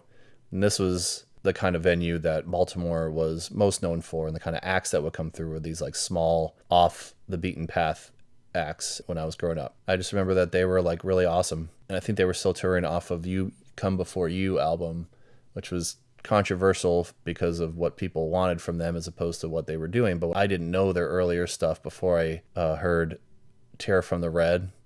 Was the first time I was introduced to them. So they were already kind of transitioning away from just straight up hardcore, but they had on the opposite of December. And the singer was obviously, his voice was changing, kind of like James Hetfield, where as he got older, his voice got a little deeper and thicker. I appreciate both, but I preferred their later stuff, especially because I thought the songs were a little bit tighter and better written. You Come Before You was such a great conglomeration of hardcore and nu metal.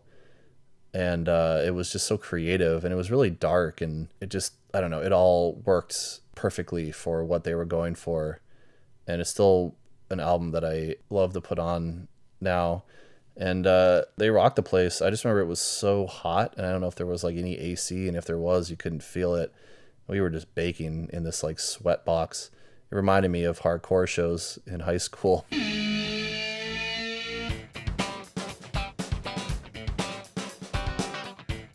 Now we find ourselves in the year of our Lord 2009. And even though I had ample chances throughout my youth to see the band that was really my entry point into metal, you might have heard my recent episode about Weird Al, that Weird Al was my entry point into rock, but it was Metallica, like millions of people, where I discovered the intensity and speed and groove and melody and aggression and all that stuff together. I just needed it, and I needed more. And for some reason, I never saw them. I had chances. I could have seen them on one of their post-Reload summer tours. I remember they came around to the region. For whatever reason, I didn't go. My friend Jason, that I keep mentioning, he went with some other of our friends from high school to Detroit to see them at some big fest. So even though they were, and they still remain, one of my favorite, if not my favorite band, I don't know what it was. I just never made the effort to go see them. And then time just kept going by, and I never had a good excuse until they finally came to DC with their Death Magnetic tour. Then we got the trio back together, my brother Dave and our almost brother Jason. I don't think Dave had ever seen him either too. Jason had seen him a couple times. And we had nosebleed seats in the Verizon Center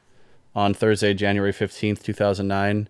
But it didn't matter because I was finally seeing Metallica. It was a dream fulfilled, and they were just as solid and awesome and played for like 2.5, 3 hours like I thought they would, and played a great variety of stuff. The Death Magnetic stuff sounded great live. I think they even played like Saint Anger and it sounded okay. And they had these like giant coffins come down from the ceiling, and they did that thing they like to do. They had their stage in the center of the arena instead of off to one side. So it was fun watching them just pace around the stage and interact, especially Rob and Kirk, who weren't stuck at the mic like James or Lars behind his kit. And I'm pretty sure, if I remember correctly, that the Sword and Machine Head were opening for them. It definitely was Machine Head, because I remember Rob Flynn saying at one point during their set how it was such an honor, to get to play with the band that inspired Machine Head to be Machine Head and everything. No surprise there.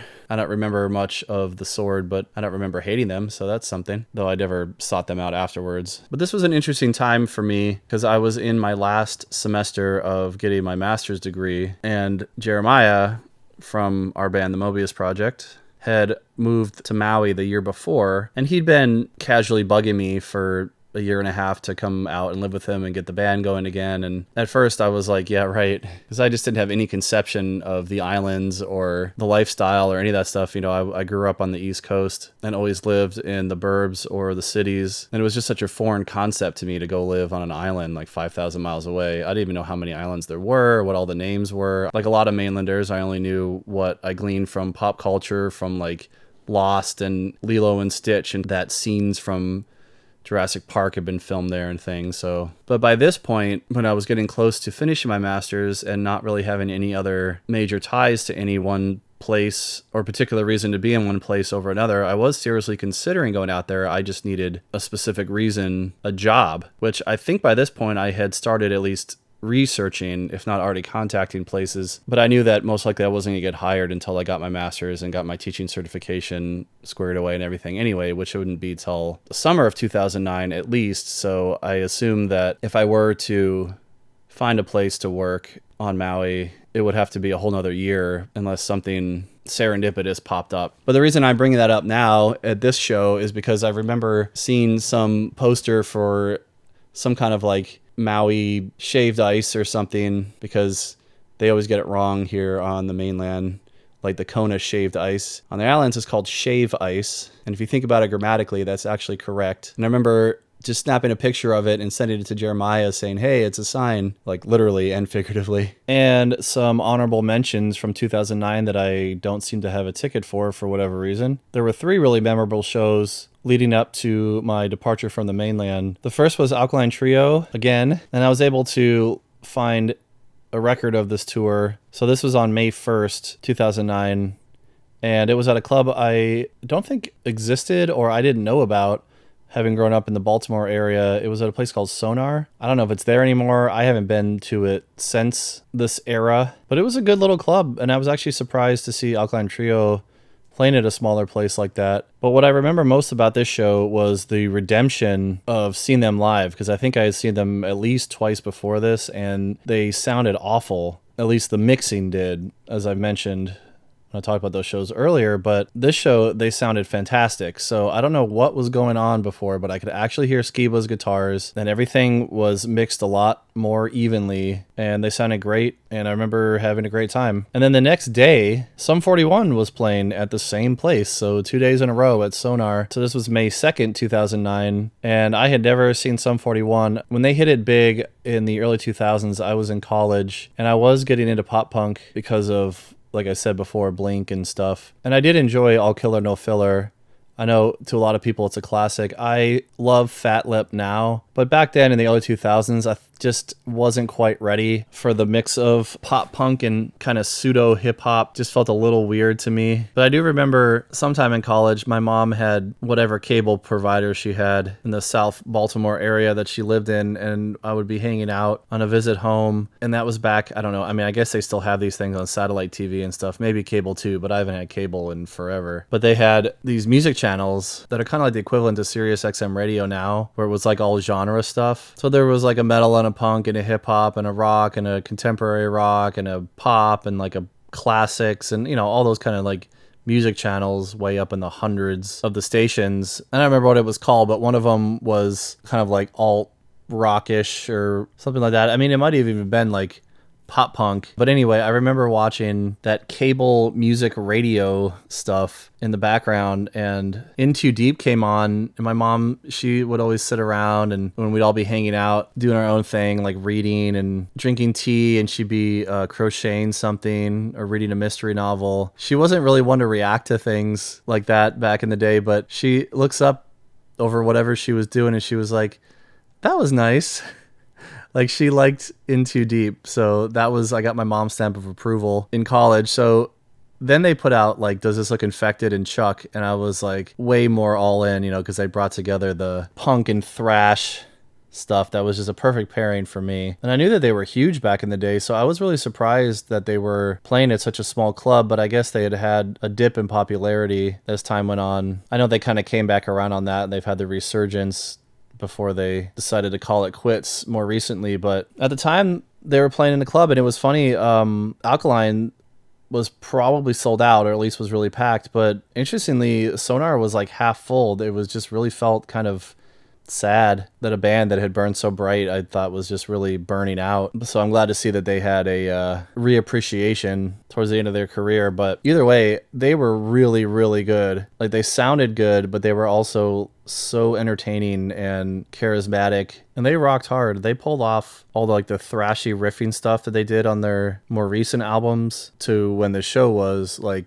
perfectly. And even though the crowd was smaller than the night before, there was a really good energy for them, so it didn't seem to like deter the band at all from having a good time, and the crowd vice versa. I remember chuckling though when Derek was introducing the band and he got to himself and he's like, I'm Derek and I'm an asshole. And that was funny. So then a couple months later, as sort of a going away present, my friend Chris took me to see the Germs in DC. Now, Chris, you can hear on a variety of episodes, pre-episode 17 on this podcast. He doesn't need a huge introduction, but we've been going to shows together since high school. And this was just mere days before I was about to move away, and we didn't know how long it was going to be gone. So it was really nice of him to take me to a show, because it was kind of like the way that we originally connected felt very, full circle. Now, as I've already mentioned, I was not into punk until my brother got me into it in college, but Chris went deep down the rabbit hole, and he was getting into lots of different areas and types of punk for years before this. So he was going, for a lot of the deep cuts, and he'd discover a band and then figure out who influenced them, and then he would go down those rabbit holes. So in addition to my brother, Chris was a great source of influence to me as I started to explore punk music. But around this same time, I think it was that winter or spring 2009, the indie movie What We Do Is Secret, I think it was called, came out, and it was a biopic of the Germs' short time as a band. So Chris was really interested in that too, because we were all film fans and indie film fans as well. So that was kind of like my introduction to the Germs, was through Chris just telling me that they existed and who was in the band, and sort of the impact and influence that they had on their contemporaries and the next generation coming up below them. So we all went to go see the movie, and I thought it was pretty good. But I was particularly blown away, and it sounds like a lot of people were, by the portrayal of the singer Darby Crash by the guy, I can't remember his name off the top of my head, but he was in the Mandy Moore Walk to Remember movie, and how he really took on the persona of Darby Crash and got his like vocal stylings for what they were, like, immaculately done. And he really like became that person, so much so that, as the story goes, allegedly the original members of the Germs, who also co-produced the movie, I guess, decided to bring on the actor that portrayed the late Darby Crash to go on tour with him and do like a reunion tour. And I thought that was really clever. Like, you don't see that kind of thing very much. It would be like if Rami Malek went on tour with the surviving members of Queen, or Val Kilmer with the Doors or whatever. So as soon as we found out that this iteration of the Germs were coming around and going to be at somewhere in DC, I can't remember exactly where it was. It could have been 930. Maybe it was Black Cat, but it could have even been like the Auto Bar or something in Baltimore, but I don't think so. I'm pretty sure it was in DC, for the very specific reason that this show was on July 4th. And aside from the actor having played the role in a movie and now actually doing the Germs live, that was an interesting novelty that I was curious about, but I was more excited to actually see the legend Pat Smear, who, in case you didn't know, because I didn't know until Chris told me about it, he got his start in the Germs before he became the touring guitarist in Nirvana, and then, of course, full-time guitarist in the Foo Fighters. I was super stoked at that prospect, but because it was on the 4th, and this is why I'm pretty sure that it was in DC, Pat Smear was playing with the Foo Fighters on the Mall that night, which the band addressed. So they had, I think, somebody from one of the opening bands filled in for him. So the only original members were the bassist and the drummer. And then you had the actor on vocals and then a fill-in for Pat Smear. But that was kind of a bummer. But that's why I'm pretty sure it was DC, because I remember somebody saying, like, right down the street was their actual guitarist. But, when you're playing, I guess, like somewhere that the president was going to be for some big July 4th festival, you can't say no. I'm going to go play in my dingy little club with my original punk band. But that was really cool to see. It was like, seeing a little piece of rock history without it being a total like cover band. So what happened in between Metallica in January and then the summer of 2009 was I did finish my master's. And during that time, while I was wrapping that up, I was rigorously, fervently contacting every school that I could find on Maui, applying for jobs and just putting my name out there. And I got hired over the phone at a charter school in like late April. It was like right before my current school year ended and right before my degree was official. So I had a short turnaround time because on the islands, their school year, at least back then, was a totally different schedule. They're not on a year-round schedule, but it's similar where every 9 weeks you have like an intersession or a holiday break, and then summer was only 5 weeks. So their school year started in mid-July. I had like less than 2 months to kind of get all my ducks in a row and pack and prep and get ready to make a huge life move while I was finishing a school year teaching and finishing a master's degree. It was like everything was happening at once, and it was a huge relief and release when I finally got on that plane and I knew that I was going to get to kind of settle. I didn't know what to expect. I was told by lots of friends and acquaintances that moving to an island would give me island fever and I would get bored really quick and I'd want to come back to where, quote unquote, everything's happening. So I had in my head that maybe I would do a year there, try it out and just see how it went. But most likely I'd be back. I wasn't looking at it as a long-term thing. I was looking at it as a youthful adventure. So we'll get more into how that evolved in a minute, but back to the concert front, it looks like the next show, at least that I have a ticket for, was the record release show of the biggest band on the islands at the time called the Throwdowns, and this was August 28th, 2009 at a really big and kind of fancy restaurant, bar kind of place. It's called Mulligan's on the Blue.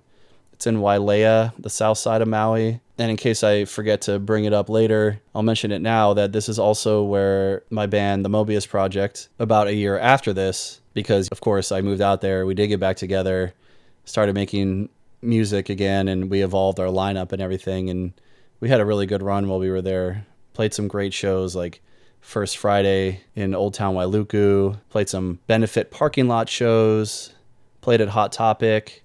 And you can see all of that on my website, breathingunderwater.us. But still, by far, the most impactful show that I've ever played, just because of the amount of people that were there. There had to be several hundred packed into this place, and the energy that they were giving off, because everybody was having a great time and were losing their minds for all the bands. It was the 2010 Battle of the Bands, and it was at the same venue, so this place was very special to me. But in terms of the Throwdowns, who are unfortunately now broken up or defunct or whatever, I could talk about them forever, but I will refer you to episode 4 of this podcast, where I did a interview with the lead singer of the Throwdowns, Aaron Smith, and also episode 15, where I talk a lot more about the Throwdowns and give some context and play some music from them too. But in short, the Throwdowns were a awesome, I'd almost say like fusion band, even though that has a certain connotation, I know, but they really weren't just one thing, but they were definitely inspired by and influenced by the DIY punk scene, and they had a very punk influence and feel on their first EP that this record release show was for. But they also infused reggae and synth pop and new wave and rock and blues and a little bit of funk. Like, they were kind of a little bit of everything, but they weren't just those pieces. They were their own unique sound. And I really thought that at the time they were gaining so much momentum on the islands and getting a little bit of tour recognition on the mainland, like the West Coast, which was common for bands from the islands would often outgrow the islands because, you can only play the same few places so many times, just like any local act. And a lot of bands would start then playing like LA and the Bay Area and Seattle and stuff like that. And the Throwdowns were getting to that level, and I thought that they could maybe be like the next Garbage or something. They were that diverse and their songs were that catchy, but unfortunately they didn't last. Though Erin Smith is still making music, and you can find her on the socials at Erin Smith 808. But they were always amazing live. Erin is a professionally trained blues singer, and she does blues stuff on the side, like her side project material. So she brought like a real power and soul to the band, but she's also just a great front person, really charismatic and energetic and engaging. And a lot of times Jeremiah and I, or just sometimes I would just go like take a book and go chill out during happy hours where she would play acoustically around the local like bars and restaurants and stuff. That was a very common thing. I know anybody that lives in like a touristy area is probably used to it, where live music is always a draw with these kind of places. And there was like a whole culture and community of people that would come in and play sometimes original stuff like Erin did, but also a lot of cover people, cover bands and cover singer-songwritery kind of stuff. And I remember Erin used to play awesome acoustic covers of stuff like Muse's Supermassive Black Hole and Rihanna's Umbrella, which my band, After We Praey, Praey.com, have been covering since we got together too. But even though there was a big community of independent artists on the islands, way more than I ever would have expected before I moved there, just, because of the lower population and the more transient nature of a lot of islanders that kind of come and go between islands or between mainlands and islands. I give an overview of the rock scene at the time. And if you haven't listened to that yet, you'll hear a very diverse and eclectic range of stuff, again, that like I would not have expected in such a relatively small and more or less sparsely populated islands. But again, even though there was a lot of local music, all the islands except for Oahu, of course, but even then, weren't the biggest draw for touring acts, especially national or international touring acts. And most of the time, if there was a really big act coming through, of course, it would be on Oahu, where the biggest population was. But right before I moved to the islands, the inter island ferry was shut down for a lot of different political and economic reasons. So the only way really for us common folk to get from island to island was to fly, and that was not cheap. Even having Hawaiian Airlines available, and there used to be a local airline or more, I believe, but they were all not able to sustain their larger competitors. So if there was like a big show coming through that we would want to see, we'd have to weigh that against like the cost and time commitment and everything that it took to get to and from Oahu. So most of the time we didn't, but every once in a while things would come through Maui. They did have some good venues. One of those was a really nice theater and outdoor stage area called the Maui Arts and Cultural Center, or locally known as the MAC. And the first show that I saw there was the traditional Irish group called Dervish. And this was on Friday, October 23rd, 2009. And it was indoor. And I wasn't familiar with them beforehand, but we had this great local paper called Maui Time that I depended on for getting to know so much about the life and culture on the islands because, I was an outsider. And they always had really good spotlights on upcoming shows and stuff. So once I saw there was like a traditional Celtic group coming through, I was like, I'm in. And it was great. I remember I sat up in the balcony of the indoor theater and just enjoyed some good instrumental Irish music. And it was particularly fun because, I was still kind of integrating and getting used to moving from the mainland to the South Pacific. The last thing I expected was to enjoy like a traditional Celtic concert, but there it was.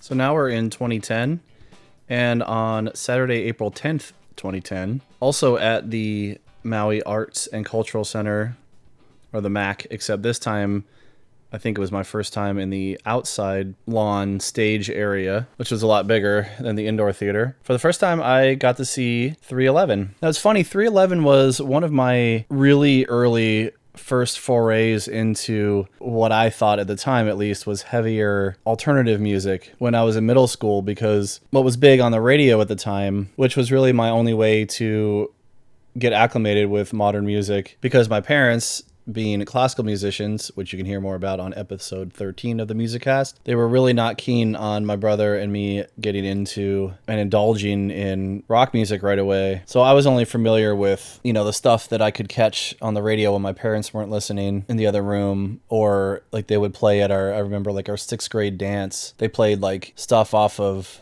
Green Day's Dookie and like Separated by the Offspring. That was like the big alt hits at the time, because Weird Al Smells Like Nirvana was my entry point really into that kind of music. And then hearing more Nirvana, Pearl Jam, Green Day, Soundgarden, there was definitely a heaviness and intensity to it. But for some reason, when the first time I heard Down by 311 on the radio, I was like, whoa, like this is like really heavy. There was something about the production of it. But even so, there was something about them stylistically that just didn't quite click for me at that age. I had no conception really of like reggae music or alt fusion music or anything like that. I didn't really get what 311 was all about. I just knew that they didn't sound like Nirvana or Pearl Jam. So I didn't go out of my way to get into them when I first heard them. And then as time went on and I got more into thrash and hardcore and nu metal, this band that I once thought was like super heavy became, in my mind, as a teenager, weak and not worth my time. But as the years went on, I knew people that liked 311 and I could listen to them and vibe to it. I just never really like dug into their catalog, but I always heard that they were really good live. And again, Maui didn't have a constant influx of touring bands. I was absolutely willing to take what I could get. But before I get into them, at this show, it says on the ticket that the openers were the Throwdowns and Iration. Now, I've already talked a lot about the Throwdowns, but this was a much bigger venue than I had seen them previously, so that was cool. And again, they really pulled it off. Their sound was big and melodic and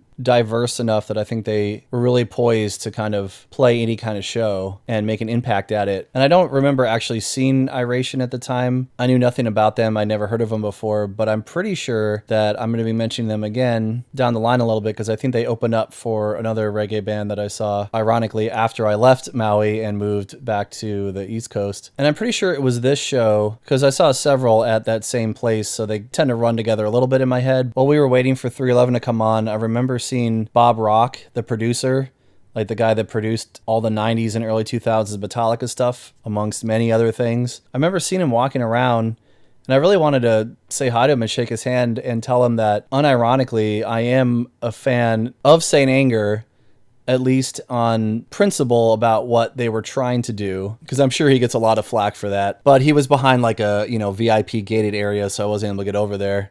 But I do remember saying to Aaron Smith, the singer of the Throwdowns, later, if you ever see Bob Rock again backstage at a show, will you tell him that I like Saint Anger? And she said she would. So I don't know if that ever happened, but hopefully somebody put some positive energy towards Bob Rock and Saint Anger out there for me. And about 311, I got to say, there's been very few bands that I've seen over the years where I don't know their material very well, that no matter how like good or talented or even like generally catchy their songs are live, there's only been a small handful that have really held my attention and had me like totally hooked the whole time. I've mentioned this in that previous episode 22 that I'll never shut up about. I'm pretty sure I talked about like seeing Reveille open up for Machine Head back in the late 90s, and they just totally blew me away. But that was a short set. The Decemberists, when I was in college in the early 2000s, were extremely entertaining from beginning to end. And just a little bit ago, I mentioned the Format 2 was one of those bands that stood out to me. 311 was absolutely one of those bands that just their live set and their presence, their musicianship, mixed with how solid their songs are, and how charismatic they are as people, and just all those factors put together, I was totally floored watching them the whole time. I knew some of their stuff, especially the stuff that had been on the radio and MTV and things back in the day, but I really didn't know the bulk of the material that they played. But it didn't matter. They were so good. They were so talented. I remember at one point they did what reminded me a lot of like a Soulfly drum circle kind of thing, but they added an element to it that I've never seen Max Cavalera and the gang do, where they were tossing their sticks around to each other while they were playing. It was really impressive and entertaining. Just like on the musical front though, they had grooves coming from so many different places and influences, from like hip hop to reggae to rock to like kind of nu metal-ish alt rock or alt metal kind of stuff. It was just like groove after groove, but it was very diverse groove, so it was like really, really vibey. Even though for some reason I still don't seek out their music, just spontaneously very much. I will always really, really respect them now having seen them, and I would love to see them again. I was supposed to see them with Incubus summer of 2020, but that was one of those many ill-fated tours that never came to be that year. So as far as I can tell and remember by the tickets that I have and my spotty memory, it looks like I didn't go to any at least ticketed shows that summer of 2010, but in the fall on Saturday, September 25th, 2010, I got to see the Ataris. The Ataris were a band that I vaguely knew that they existed. I know I'd heard their name,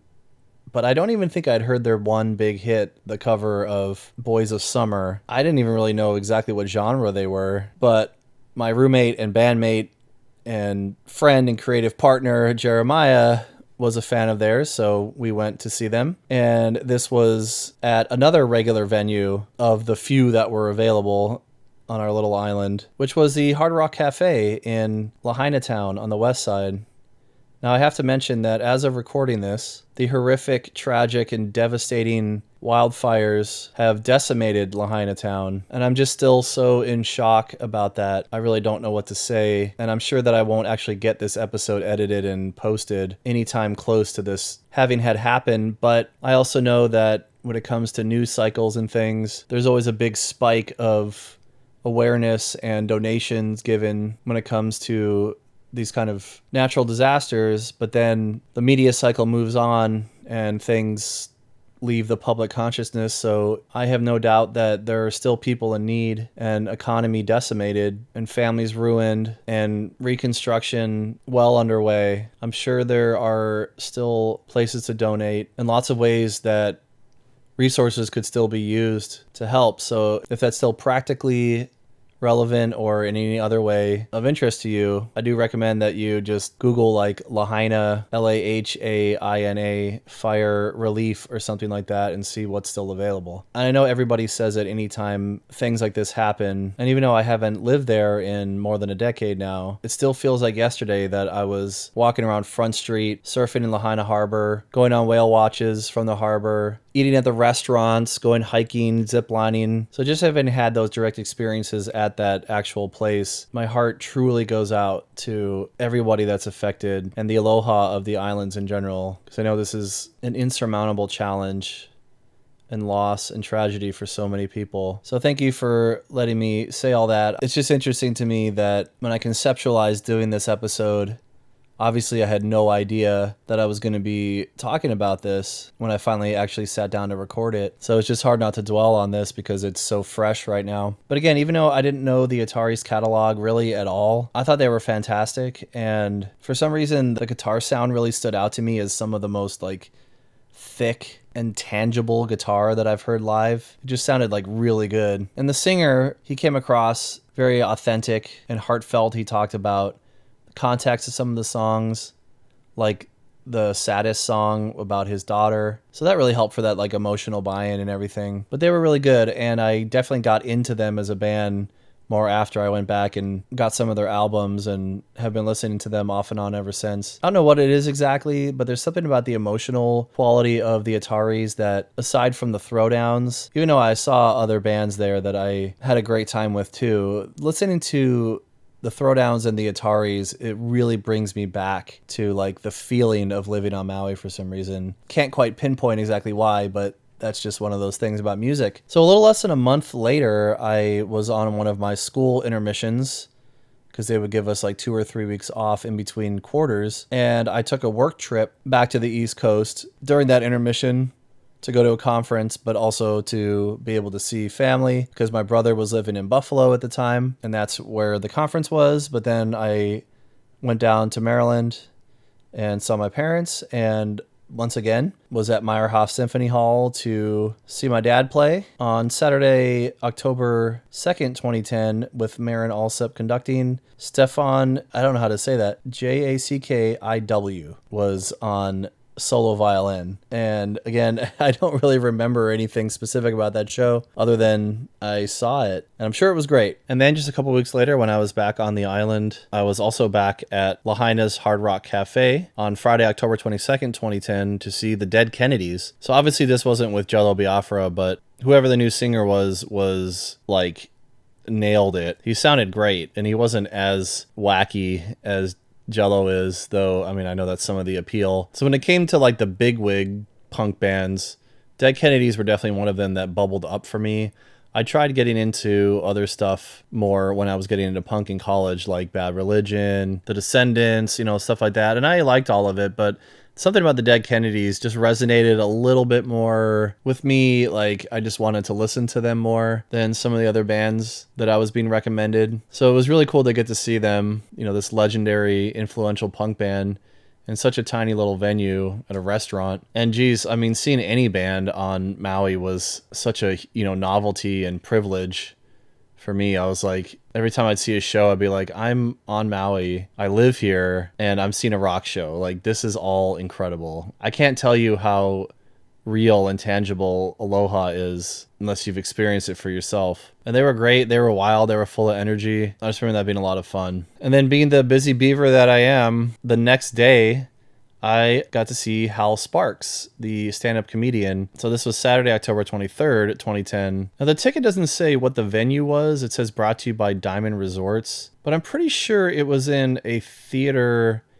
in Lahaina. I'm pretty sure it was on the west side. Yes, it was, because I remember having to drive back afterwards. And, for anybody that lives in a big metropolitan area, I know it ain't no thing to drive like anywhere from half an hour to an hour and a half, like just to get somewhere normal, like to work or to Walmart or whatever. Everything's relative and everything's contextual, right? Like when you live like in a little town on the south of the island and you have to drive like all the way, like 20 whole minutes to get to a bigger town like Kahului or Wailuku or something, it just feels so far because you're used to everything being so close and compact and convenient. So it was a good, depending on traffic, and when I say traffic, I just mean tourist congestion on 2-lane local roads. Again, traffic is all relative and everything has a context, but like without any congestion or anything, mostly of people just, trying to make a left into a lookout area over, a beautiful panorama of the ocean and the islands, and you're all like stuck behind them as you're waiting for them to take a left. Barring any of that kind of stuff, it was still like a good at least half an hour, if not 45 minutes to get from Kihei on the south side to Lahaina on the upper west side. So yeah, it felt like a bit of an excursion to go see a show up there. And I knew Hal Sparks best. I knew about him at all because of, like I mentioned a little bit ago, being a big fan of Stephanie Miller at the time. Hal Sparks was a regular guest. And I only found out later that he was kind of like cameo comedian that would pop up and stuff, like Dude, Where's My Car? He was one of the bubble wrap guys. But at the time, like I had no idea, who he was when I saw that movie like in high school or whatever. But he was always so charismatic and effortlessly funny and relatable and charming.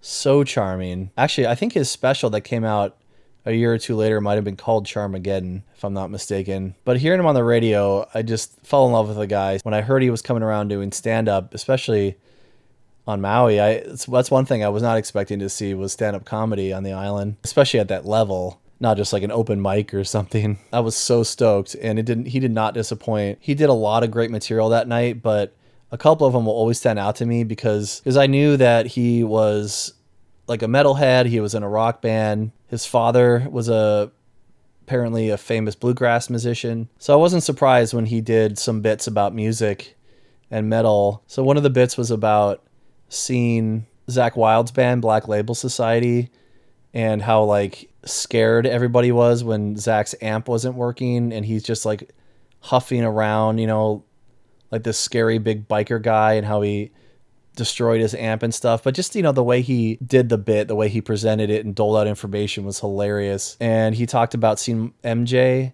I don't know if he was talking about seeing Michael Jackson live or just like footage of a concert, but he was talking about seeing like MJ's one of the last tours in Asia and how there was like 1 million people there and how people's heads were literally exploding. And he was doing all the MJ mannerisms and stuff. And it was just so freaking funny. He was so great. But what made that whole experience even better was he announced on stage that there was going to be an after party at the local Lahaina Bubba Gump Shrimp restaurant. So I was like, oh, if I had the chance to meet him, I would love to. Just because he seemed so personable and charming. I really don't usually like seek out time with celebrities because I just don't like to bother people, and I know that like I would get exhausted by it too if I were in those shoes. So, but I expected to be a lot of people there, but there really wasn't. I mean, there were like a few people showed up, and it was late at night, so I get it, but.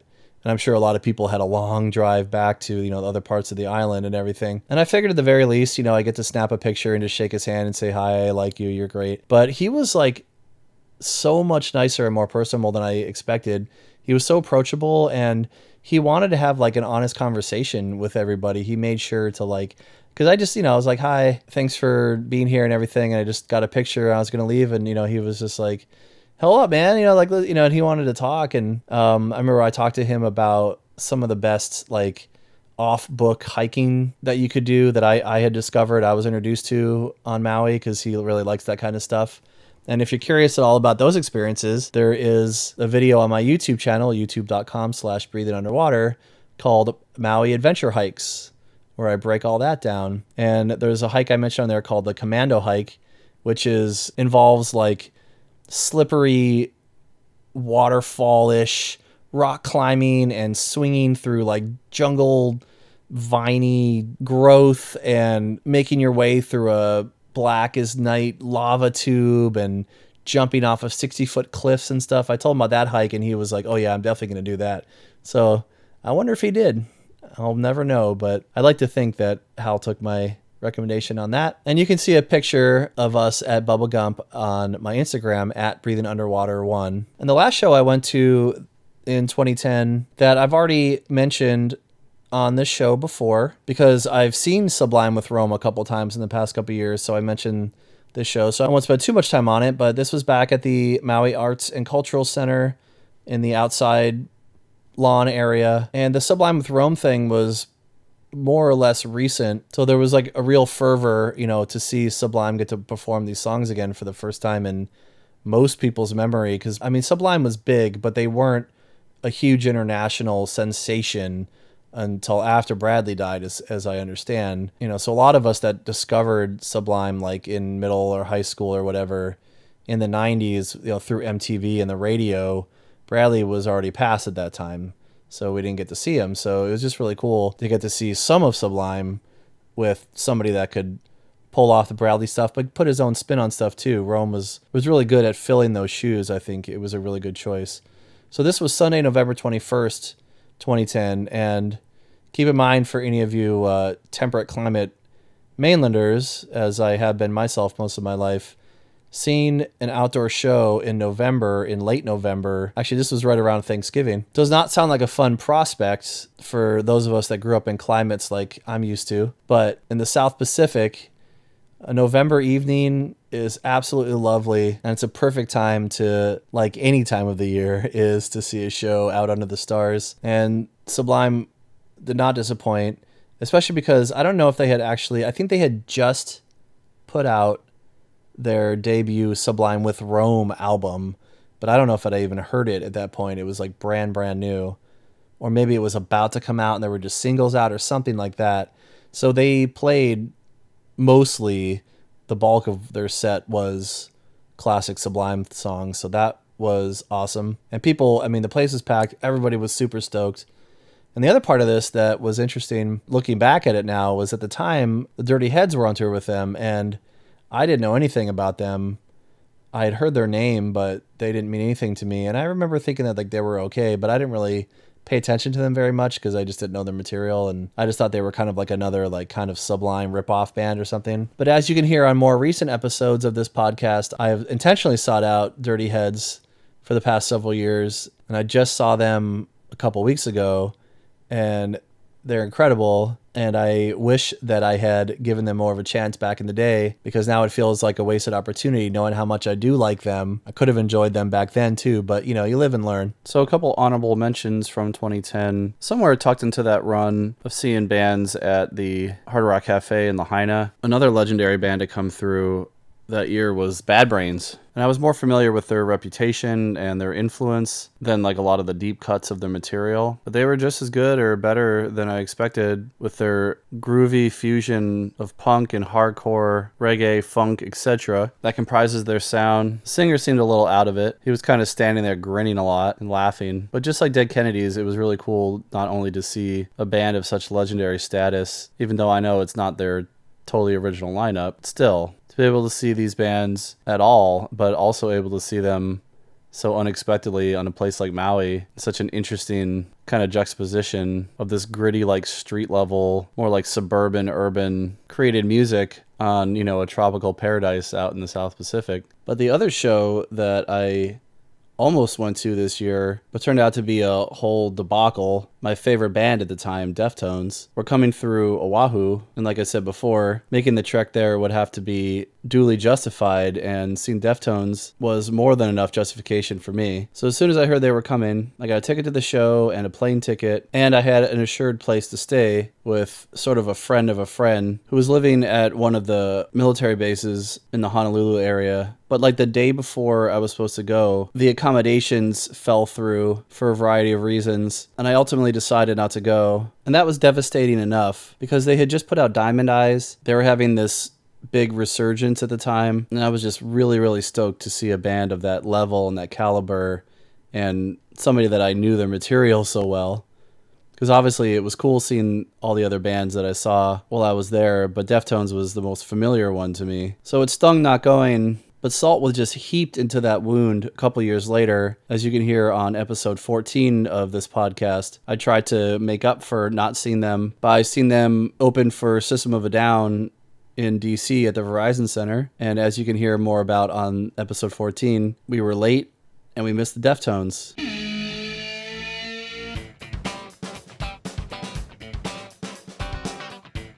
But that's a good segue, though, into this next era, because I don't have any tickets, nor do I remember going to any shows pretty much in between that Sublime show in November 2010, all the way until almost a year later in the summer of 2011. And that was because a whole bunch of stuff happened all at once in the spring of 2011, where I found out I was going to have a kid, and we decided to move back east to be closer to family, and everything just all happened so fast and in a rush, and it was such a blur. So after having relocated to Richmond, Virginia from Maui, I did try to go to as many shows as I can. That was the one little piece of silver lining leaving the island, was knowing that I'd have more consistent access and variety of shows available than I did for the couple years prior. So I tried to take advantage of that as much as I could, but like I said, at the same time, I was also starting over in a new town, starting a new job, having a kid, all that kind of stuff. So I thought I was busy before in those post-college years up until this point, but I had no idea what was in store for me in terms of being able to, go out on a Tuesday night to go see a band coming through. That kind of stuff was not as realistic at this point in my adulthood. So between 2011 and 2013, I saw a smattering of shows during the time that I first conceptualized and started releasing this podcast. So throughout the first 17 episodes of this podcast are my reviews and recollections and reflections of the concerts that I went to during that time. I saw bands like In This Moment and Machine Head, System of a Down, Thursday, but I'm not going to go over those here because, like I said, I already went over those in previous episodes. The one that it looks like I neglected to mention, though, I think, was on Friday, August 19th, 2011 at the Louis Ginter Botanical Gardens, which is a private botanical gardens in the city of Richmond, which has a really interesting history that I've learned about since coming here. Keeping in mind that even though I grew up on the East Coast, I grew up above the Mason-Dixon line. I had no conception of the South or really much about Southern history, but they're really big on that here, as I'm sure you've heard, with like all the statue controversy and stuff in the past couple of years. But this botanical garden is neat because it was land that was owned by Louis Ginter, I guess like a famous industrialist of the era and the area, but it was looked after and I think eventually given to his niece, I believe, Grace Arentz, who really stayed out of the public spotlight, but she has a really interesting story, a lot of interesting history to dig into there. But as a venue, it was really interesting. It has a big kind of rolling hill that's flanked by rose gardens and like a big greenhouse atrium kind of place where they often have a butterfly exhibit. And down at the bottom of the hill, which is also where I proposed to my wife a few years ago, is a lovely rose garden area with like these stone walkways and archways and vines and stuff growing. It's very quaint and comfortable. A lot of people do like wedding photos there and receptions and things. But apparently they also have concerts there sometimes. So you got to bring like a chair or a blanket and sit out under the stars. And that night I saw Gillian Welch and David Rawlings, the indie folk singer, or however you classify her. And I remember them being like extremely talented and really well done performance. Just listening to this episode and hearing all the shows that I've gone to, and if you've listened to any other episodes of this podcast, I obviously don't tend to lean towards like indie folk kind of music, but it was a great show. So in about early 2013, I decided to put all my podcast and blog and YouTube aspirations on indefinite hiatus at the time because life was just extremely busy and demanding, full of professional and child-rearing responsibilities. So that is where I'm going to pick back up with the rest of the shows that I'm catching up with here from the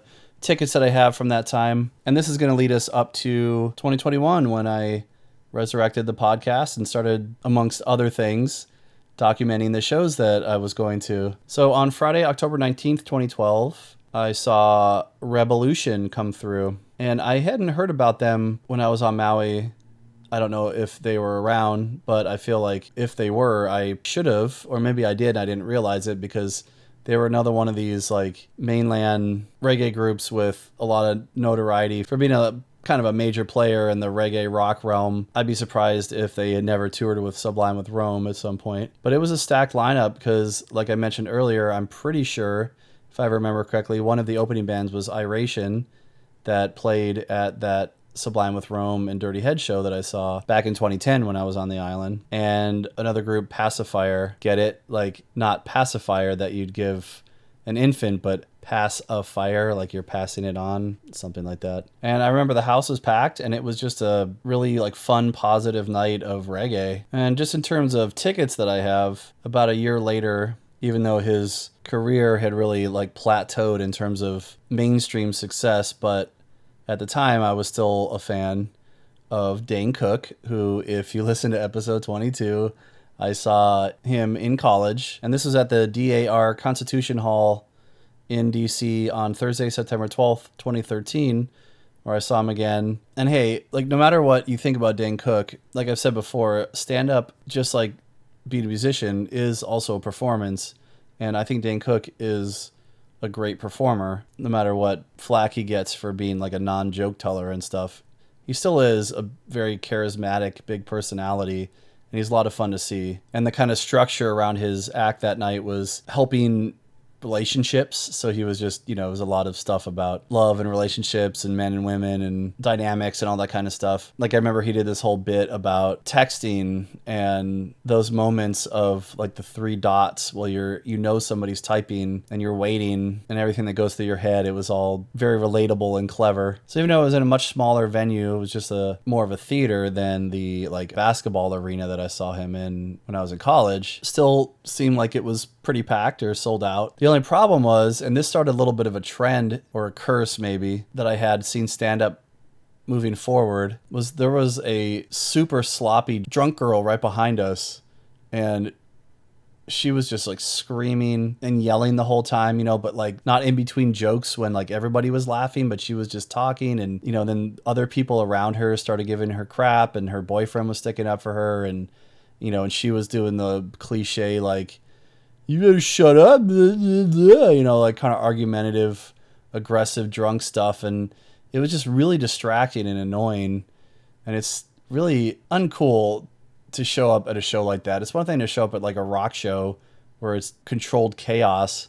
But like when you're seated at a theater and like there's crowd interaction and people are laughing and it's noisy, but that's not the same thing as like you're just hanging out at a bar or a club and the music's blaring and you're like falling down sloppy drunk. It's just obnoxious and selfish.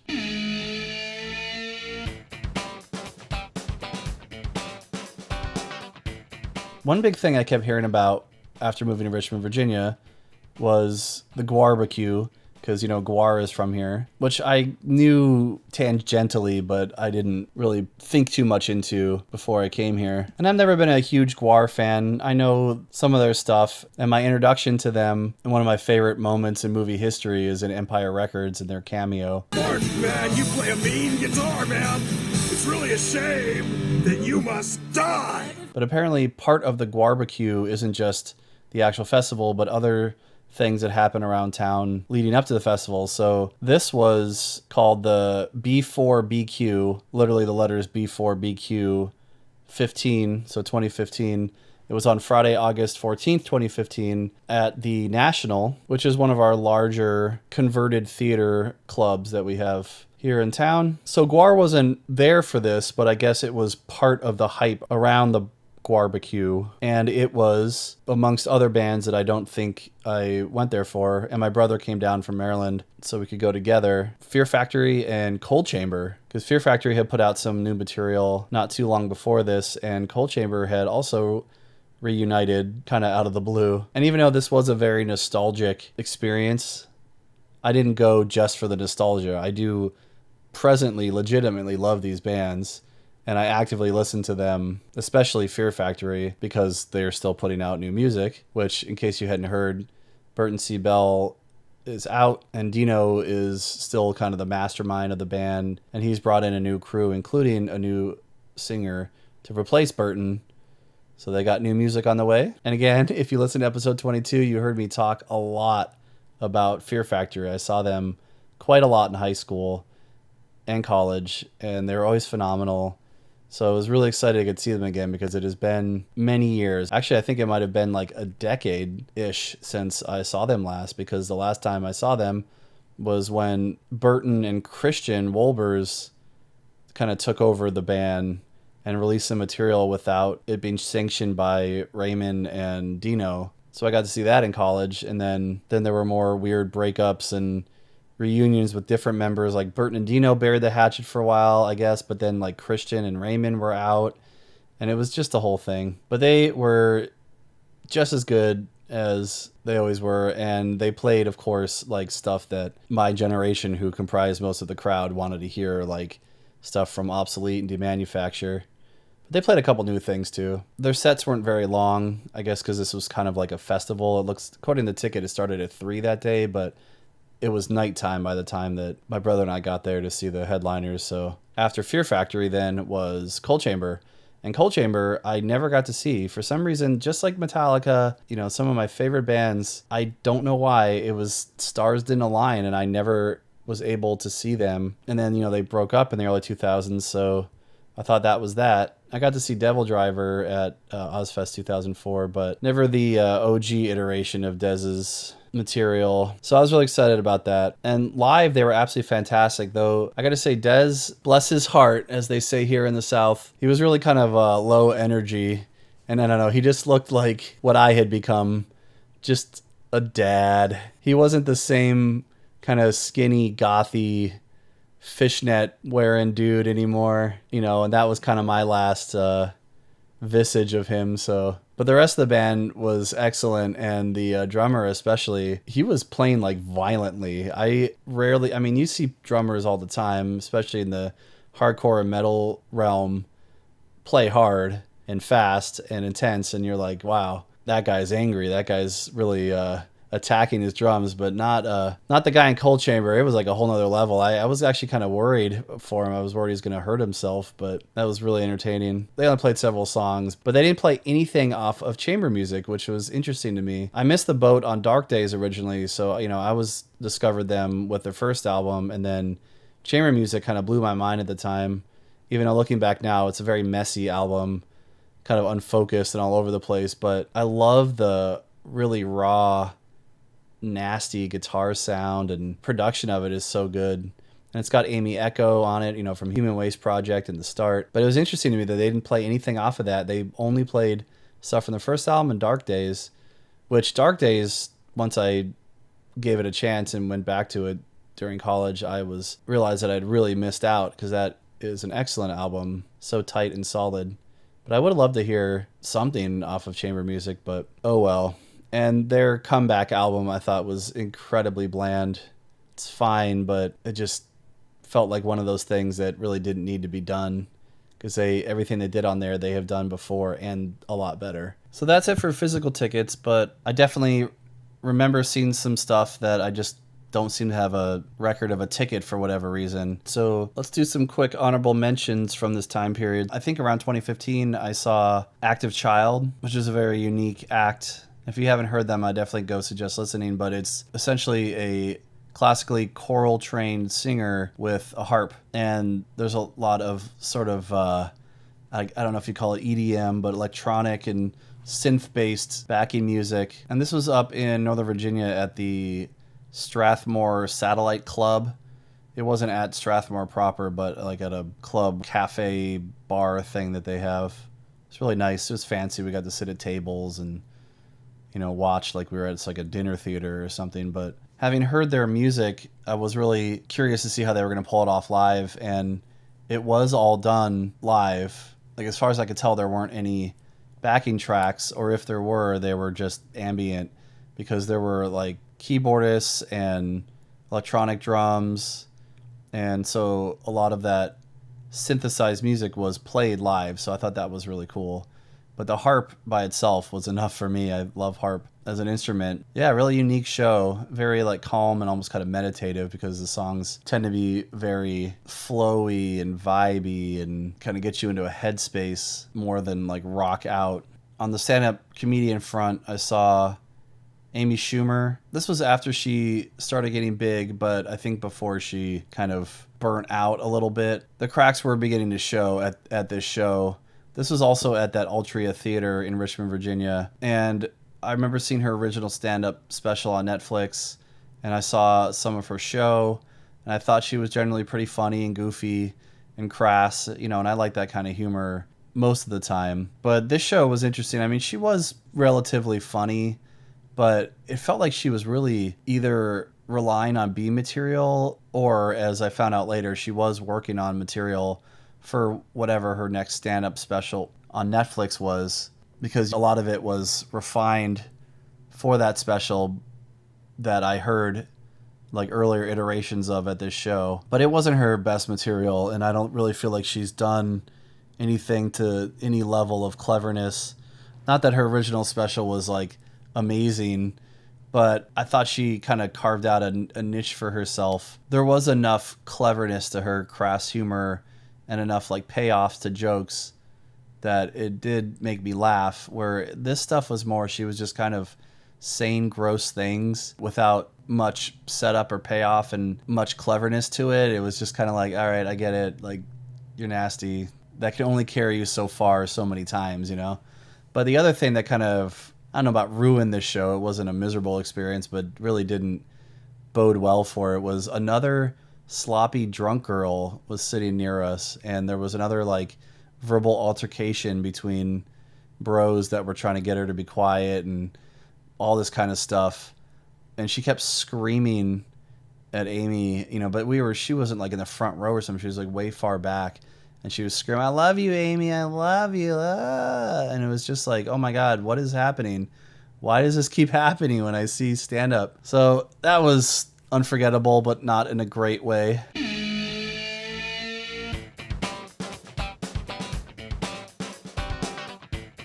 Then in 2016, I was back at the Baltimore Symphony Orchestra in the Meyerhoff Symphony Hall. And again, with my brother, I met him up there in Baltimore because my dad got us comps to see the Final Fantasy Symphony that was touring through. I've heard about this, and my brother and I had the albums that they released over the years of the stuff, but getting to see it live, and I'm pretty sure my dad was playing in this one too, because I don't remember sitting with him. Because anytime I'd go to the symphony, I was either sitting with my dad and my mom because he had comps and they were taking us, or he had comps because he was playing it and we would be watching him from the audience. But I remember it just being Dave and me. So on the Final Fantasy front, you can hear me talk a lot more about it I won't bog this down with video game talk right now. But if you go to my YouTube channel, breathingunderwater.com/YouTube, and look up my gaming playlist, I talk a lot about why Final Fantasy VI in particular was so special to me, or is so special to me, and the music in particular still is like some of the best compositions ever to me. I didn't really play the games before Final Fantasy VI or 3, whatever you want to call it, depending on the American or Japanese version. And I played a little bit of Final Fantasy VII, but I was also moving into high school and focusing on other things, and I kind of fell off of video games. Again, you can hear more about that stuff on my YouTube channel if you're interested in the gaming side of stuff. But either way, Final Fantasy as a series, but especially Final Fantasy VI, I was super, super stoked to see the music from it. And they only played a couple pieces from 6, but the music from all the other games, I think they played, it was like, I don't know if it was like 6, I think it was like 6 through 10 or something like that. All of it was awesome. I think they should do these a lot more. I've heard there's a Zelda one, but one big gap I think there is a lot of that music that was composed for like disc-based systems. So like, I don't know, N64 and back. They were playing on these like, 4-bit, 8-bit, 16, 24-bit, 64-bit cartridges, and they weren't, able to encapsulate the quality of music and the recordings that really captured the sound that I'm sure the composers meant for there to be. But you could just tell even from like the 16-bit MIDI sounds from like Super Nintendo and Sega games, a lot of the music is absolutely stellar. And I remember holding up a tape recorder when I would get to like an important part of Final Fantasy or Chrono Trigger, and I made like my home DIY soundtracks of those games on a cassette tape, because even when I wasn't playing, I still wanted to immerse myself in those worlds, and listening to the music was the perfect way to do that. But at the time, at least from what I was aware, you couldn't just go buy the music, and they didn't have the music, recorded anyway, other than the Super Nintendo sounds. So I think it's a brilliant idea to like recapture those compositions, but the way they were intended, with a full symphony orchestra, and present it like that. And it was so epic and so awesome. And, it really like evoked a lot of imagery and feelings from playing the games and stuff. So that's it for physical tickets, but I definitely remember seeing some stuff that I just don't seem to have a record of a ticket for whatever reason. So let's do some quick honorable mentions from this time period. I got to see stand-up shows from David Cross and Chris Rock, both of which I'm huge fans of their careers in general, but especially their stand-up. And at this point, Dave Cross had that big beard, and he was just as funny as I expected. And Chris Rock, I think, was kind of a last-minute surprise for me, because his sold out pretty quickly, but somebody knew somebody that had an extra ticket or something, and I got to go at the last minute, and I was floored. And mostly the material that he did was the material from his Tambourine special on Netflix.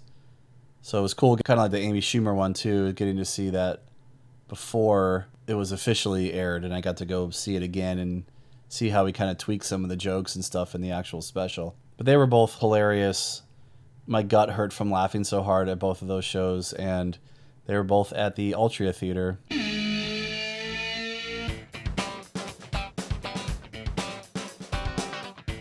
This next one is sort of like an anomaly because it's kind of stand-up, but not really. This would actually maybe be a little bit more appropriate for my Musicast side of this podcast. But because it's a ticket to a show, I'm going to talk about it here. So I got to see on Friday, November 10th, 2017, John Cleese live in person at the Altria Theater in downtown Richmond, Virginia. And this is a famous and big theater that has lots of different kinds of performances and shows, and personalities come through, and they do all sorts of live stage related things there. But this was a thing that John Cleese was doing. He was touring around with one of his daughters, who I think was also a comedian and producer or something. And so it was like a 2-part thing. The first part was they screened Monty Python and the Holy Grail on the big screen, something I never got to see. So that was awesome. And of course, we're all like yelling the quotes out at the movie. I'm not dead. She turned me into a newt. I got better. All that kind of stuff. That was one of those movies I grew up on. My dad's kind of humor. So that in and of itself would have been worth the price of admission. But then John Cleese comes out afterwards and sits down with his daughter, and she does sort of a interview / roast of him. And then he takes questions from the crowd that you had to submit beforehand, and I didn't know that, so I didn't get a chance to do it.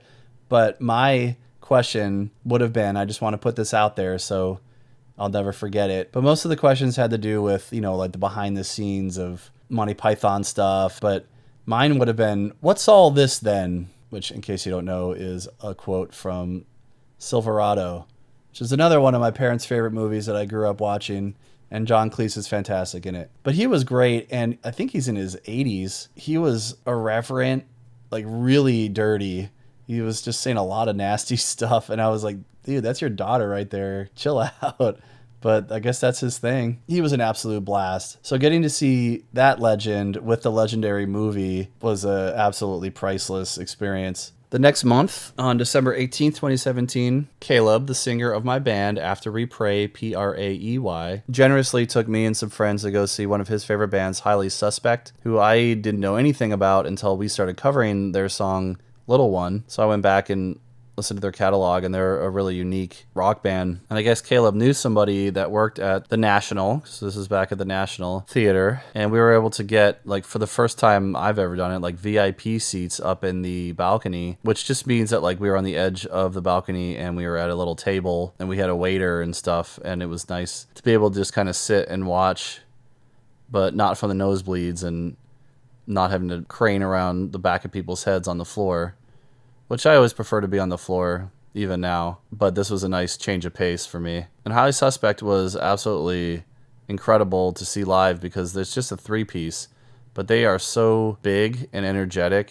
They have such a vast sound, and they just rock so hard. Their drummer was mind-blowingly good. And at the time, it was really validating because our band was a three-piece, and we'd always talked about maybe bringing in more musicians to fill out our sound, but then I'd see bands like Highly Suspect, and I would then be like, you know what? If you play your cards right, so to speak, and really be intentional about it, three-piece can be just as big and epic and full as, like, I don't know, 4 or 5 etc. piece band. It's just really about how you present yourselves and how the instruments play off each other, especially live. Because on recordings, of course, you can layer and you can add in as much as you want. But I was really impressed with Highly Suspect. So that's it for physical tickets, but I definitely remember seeing some stuff that I just don't seem to have a record of a ticket for whatever reason. So let's do some quick honorable mentions from this time period. Much smaller show that I went to, though I have heard them brought up recently, was a band called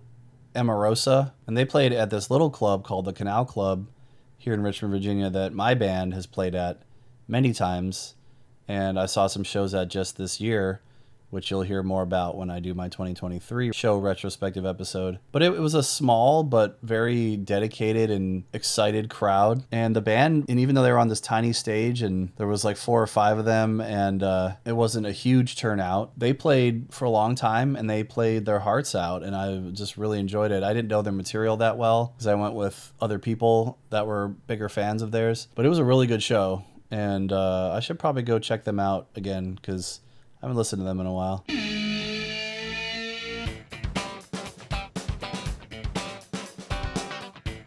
The next ticket I have is from Friday, March 9th, 2018. This is also at the National, and the ticket is billed as Mr. Pickles' Thrash-tacular, presented by Adult Swim. I'm not really sure what that had to do with anything, but the actual bands that we went to see, and I went with a group of friends that were more into thrash, something I really hadn't been following too closely since my original thrash exposure kind of just set me up for hardcore and nu metal and post-hardcore and emo and everything that came after that, the more modern stuff. But this was, again, another Central Virginia, Richmond native band, Municipal Waste, and the classic thrash band Exodus, neither of which I knew really much of anything about. I checked them out a little bit online, before the show, but nothing really jumped out at me as like anything amazing or super special. But Municipal Waste was really, really good live. I mean, they had an energy, especially being a home base band. I think that definitely contributed to it. And I only stuck around for a few Exodus songs. My brother Dave actually just really started exploring some off the beaten path-ish thrash that we either ignored or didn't know about back when we were getting into this stuff in high school. And Exodus is a name that's really bubbled up for him, so we've been listening to them together a little bit.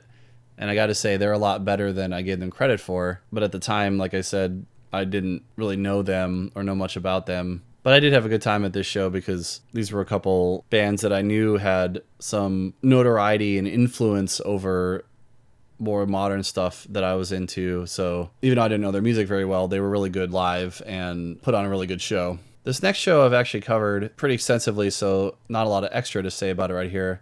If you listen to episode 20 of this podcast, you already heard me and my friend Craig talk about our experience seeing Hatebreed on Friday, May 4th, 2018. And this was at a club that was maybe like less than half the size of the National, called the Broadberry. A really cool little club that I'd like to go to more, but it seems that a lot of the acts that I prefer to see tend to play at that National club, I guess because it's a little bit bigger. But seeing Hatebreed, even after all these years, having had see them a couple times throughout high school and college, they were still just as good as ever. And I actually felt, not just because of the nostalgia factor, but legitimately, I remember going in kind of tired and unsure about how engaged I was really going to be, because Friday nights aren't the same in your 30s as they are in your 20s or teens, especially when you have kids and stuff like that. But Hatebreed, just being Hatebreed, like really woke me up and like got me into that, oh yeah, I'm at a show and this is awesome kind of mindset. And Craig and I just had a great time at that one.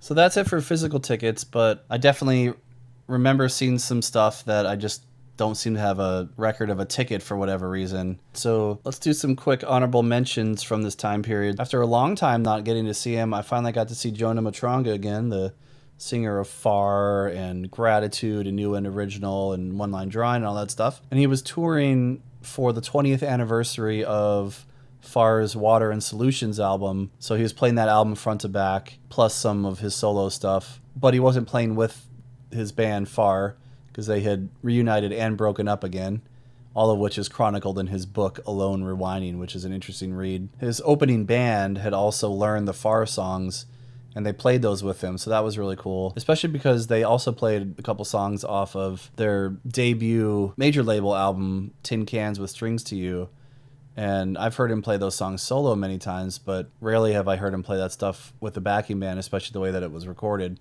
So that was just really cool to get to see that stuff, even though I never got to see Far proper. But I've talked more about this on episode 19, where you can hear me talk more about the fact that after the show, I gave Jonah a place to stay. And so he crashed at my house and we got to talk on a more personal level, which is always fun when, you talk to your like musician idols and stuff. You don't always get to have face-to-face conversations with them. Usually your relationship with them is more through their music and their art. And then he was gracious enough to jam with me a little bit before he left the next day. So you can hear a recording of that on episode 19 as well.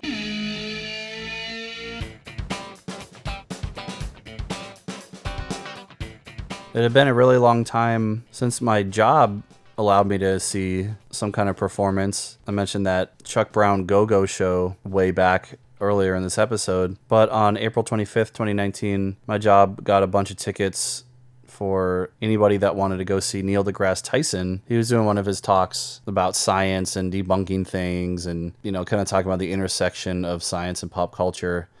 This talk was called The Search for Life in the Universe, and it was back at the Altria Theater. I was back up at the balcony again, so I could have a really good view of everything, him and his presentation. And I remember him just talking about the different theories and how valid they could be about, life on other planets and stuff. But the big highlight was when he called up, allegedly, and I don't think it was a recording, he called up Bill Nye. It was meant to look like it was kind of spontaneous, but obviously it was planned. But so we got to hear Bill Nye's voice. Neil deGrasse Tyson was giving his presentation. They had a little banter, and it was funny.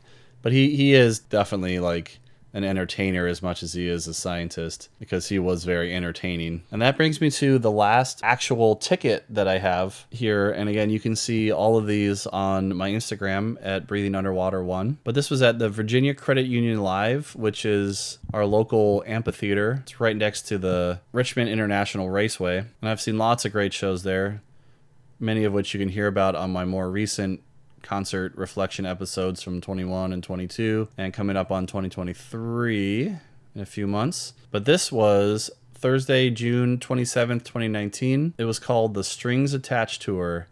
And this is like a perfect kind of full circle way to start to wrap up this series of episodes, because they started with Weird Al, and now here we are, back to Weird Al. So it's called the Strings Attached Tour because Weird Al was playing with symphonies. So every time you go to a new city, you play with a local symphony. And you see this kind of thing. You know, I've seen it a few times with Elvis Costello and the Decemberists and stuff. But Weird Al, you know, I've seen him as a kid. I've seen him as an adult. I've seen him in theaters. I've seen him in clubs. This is the first time I was seeing him outdoor in an amphitheater and with a symphony. So seeing Weird Al is like a box of chocolates. You never quite know what you're going to get. And the other great part about this was just like that first Weird Al show all the way back in 1996 that I saw with my brother and my dad. My brother and my dad came down from Maryland so we could all see this one together. And it just felt right, you know? It felt like how it was supposed to be. And being on a bigger stage this time, he was able to go all out with all the costume changes and all the backup dancers. Like during The Saga Begins, there must have been, I don't know, a couple dozen like stormtroopers and Darth Vader up on stage doing a kick line. But the other thing about that day was, I mean, being in midsummer, it was really, really freaking hot. We were just drenched and dying out there. It was a great show and we had a great time, but I'll never forget how hot it was and how my like thirst and discomfort in the heat was like vying for my attention from how much I was enjoying Weird Al. But we sang along to every song and laughed constantly and uproariously at everything. And of course, everything was big and epic and symphonic. So that's it for physical tickets, but I definitely remember seeing some stuff that I just don't seem to have a record of a ticket for whatever reason. So let's do some quick honorable mentions from this time period. One band I almost saw in like, I don't remember if it was like 2016, 2017, something like that. But Blink-182 was headlining the local rock radio festival that they have here. It used to be called the Chili Cook-Off, and now it's called the Big Field Day. Actually, I don't even know if they still do it, but it's with our like kind of pseudo alt rock station here, which is now considered alternative, which means that they can basically just play everything on the pop stations, but then throw in like Foo Fighters every once in a while and say that they're an alternative station. But it's really, you know, they're all owned by the same conglomerate, so whatever. I don't give them any mind anymore, but they used to put on some pretty good festivals. One year, I think it was the year that they rebranded from Chili Cook-Off to Big Field Day, was Incubus headlining.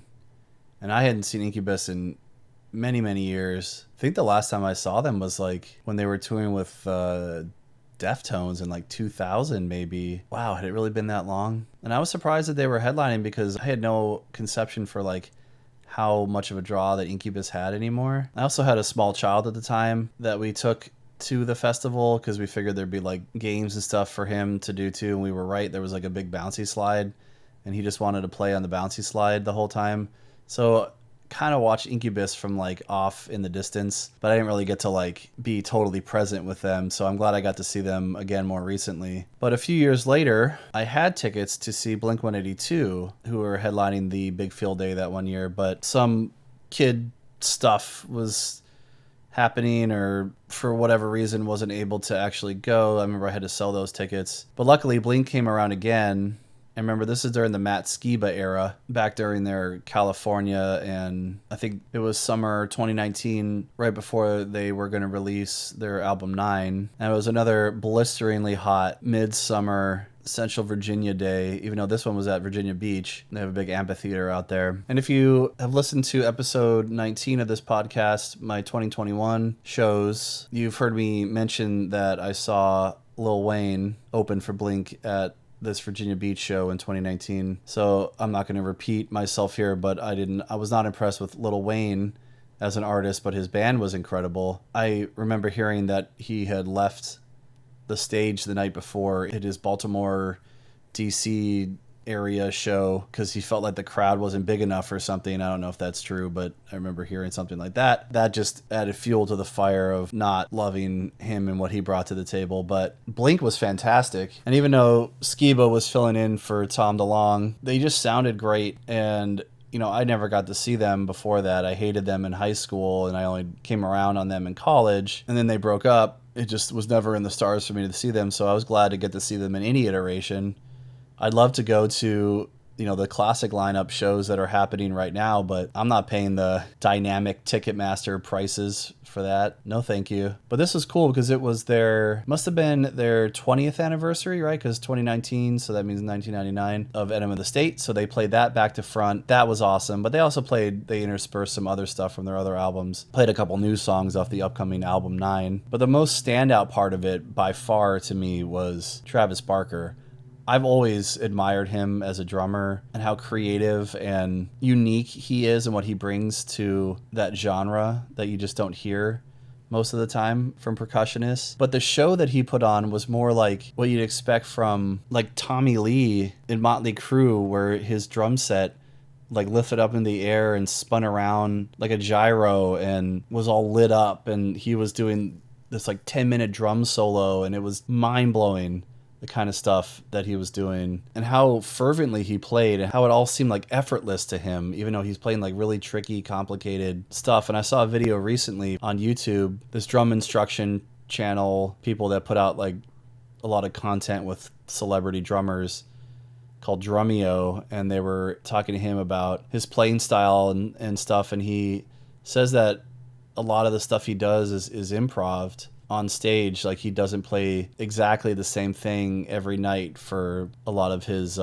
more loose and open stuff. And I was just floored by that too, because to come up with some of those parts that he does one time for the recording is incredible enough to me, but to like riff on that stuff every night, the guy's a prodigy, no matter what you think of their music. So that was fun.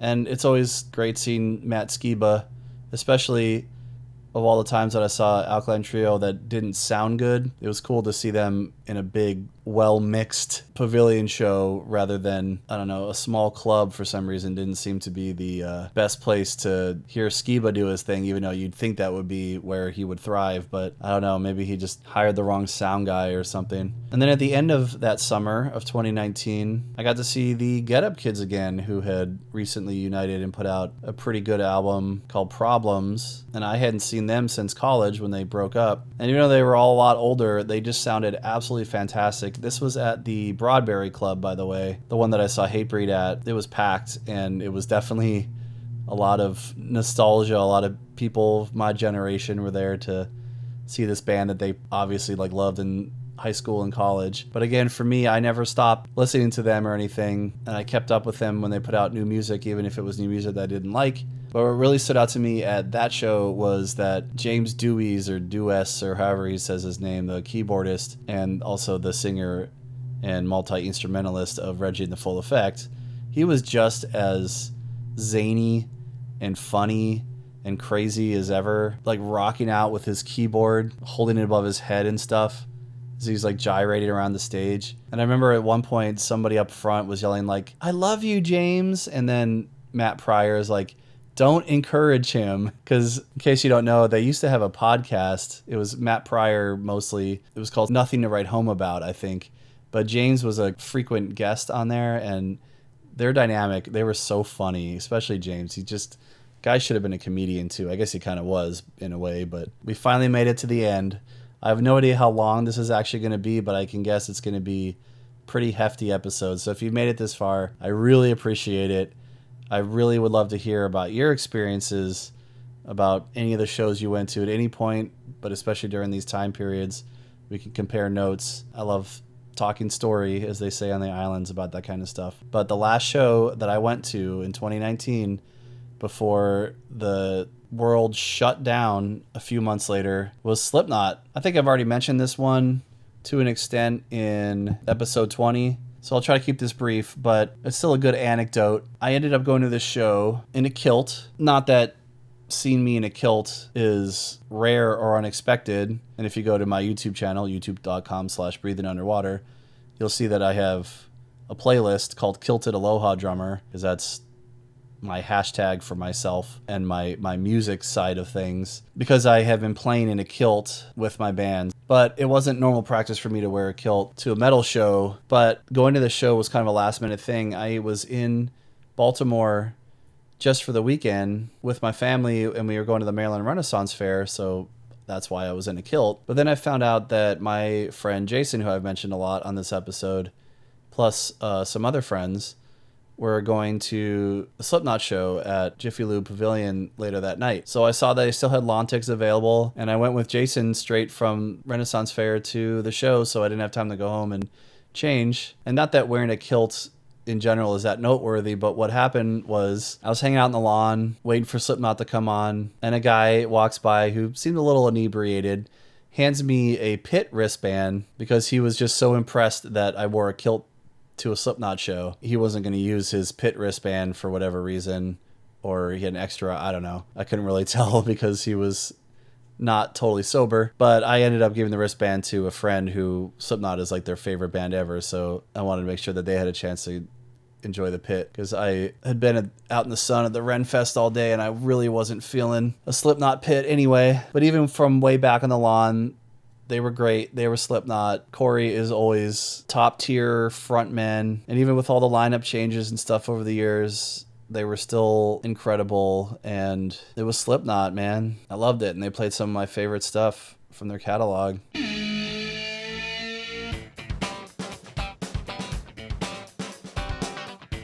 So that is that. As far as I can tell, even though it's all piecemeal together, I've now recounted and documented the majority of shows that I've been to starting in middle school, and I will continue to do so, like I said, as I have been on a yearly basis moving forward. So again, if you have any thoughts or reflections, comments, I would love to hear all of it, and you can interact with me in all the ways just by going to breathingunderwater.us, and all my socials and show notes and all that kind of stuff is there to start a conversation. So thanks again for listening. Thanks for hanging in there with all my rambling. I will see you on the next one.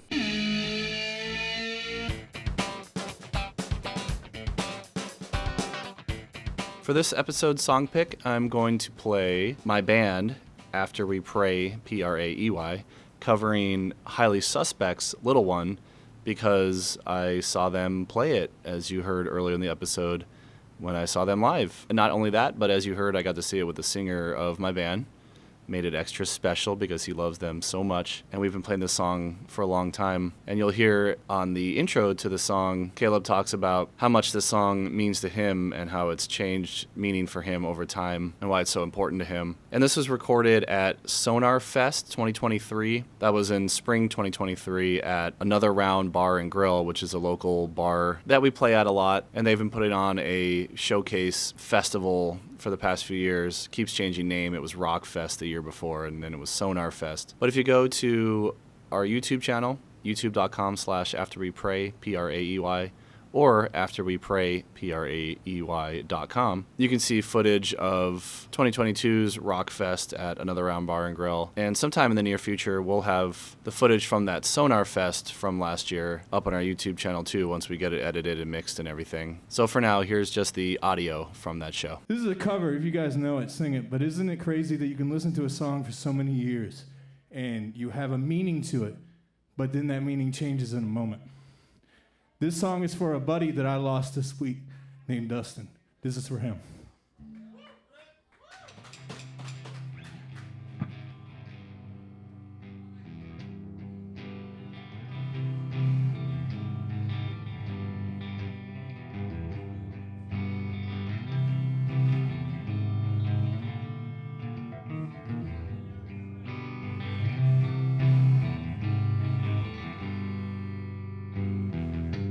Cornered in fire, so break out the secrets.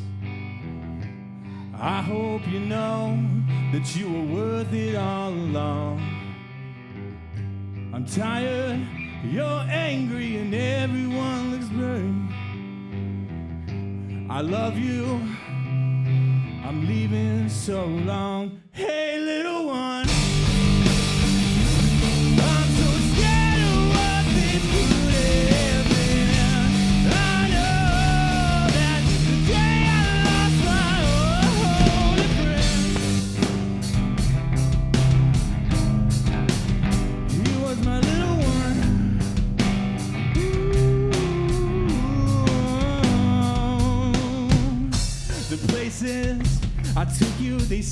so empty. I had trouble going anywhere at all, especially my own bedroom. Yeah, it stays awake to haunt me. So pass out, black out, drunk in another bathroom stall. Hey, little one, I'm so scared of what this could have been. I know that the day I lost my holy friend, how long must I justify my pain through these songs? How long, how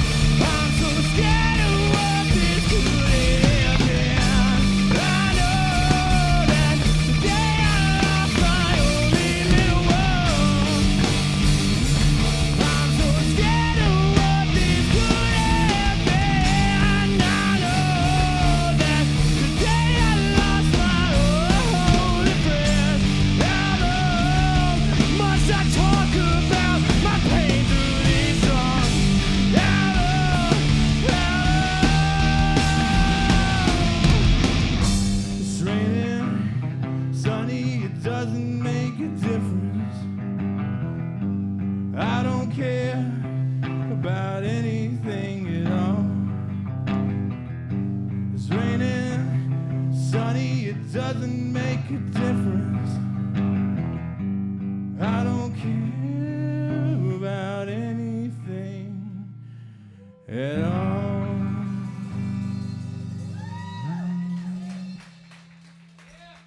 Thank you guys so much.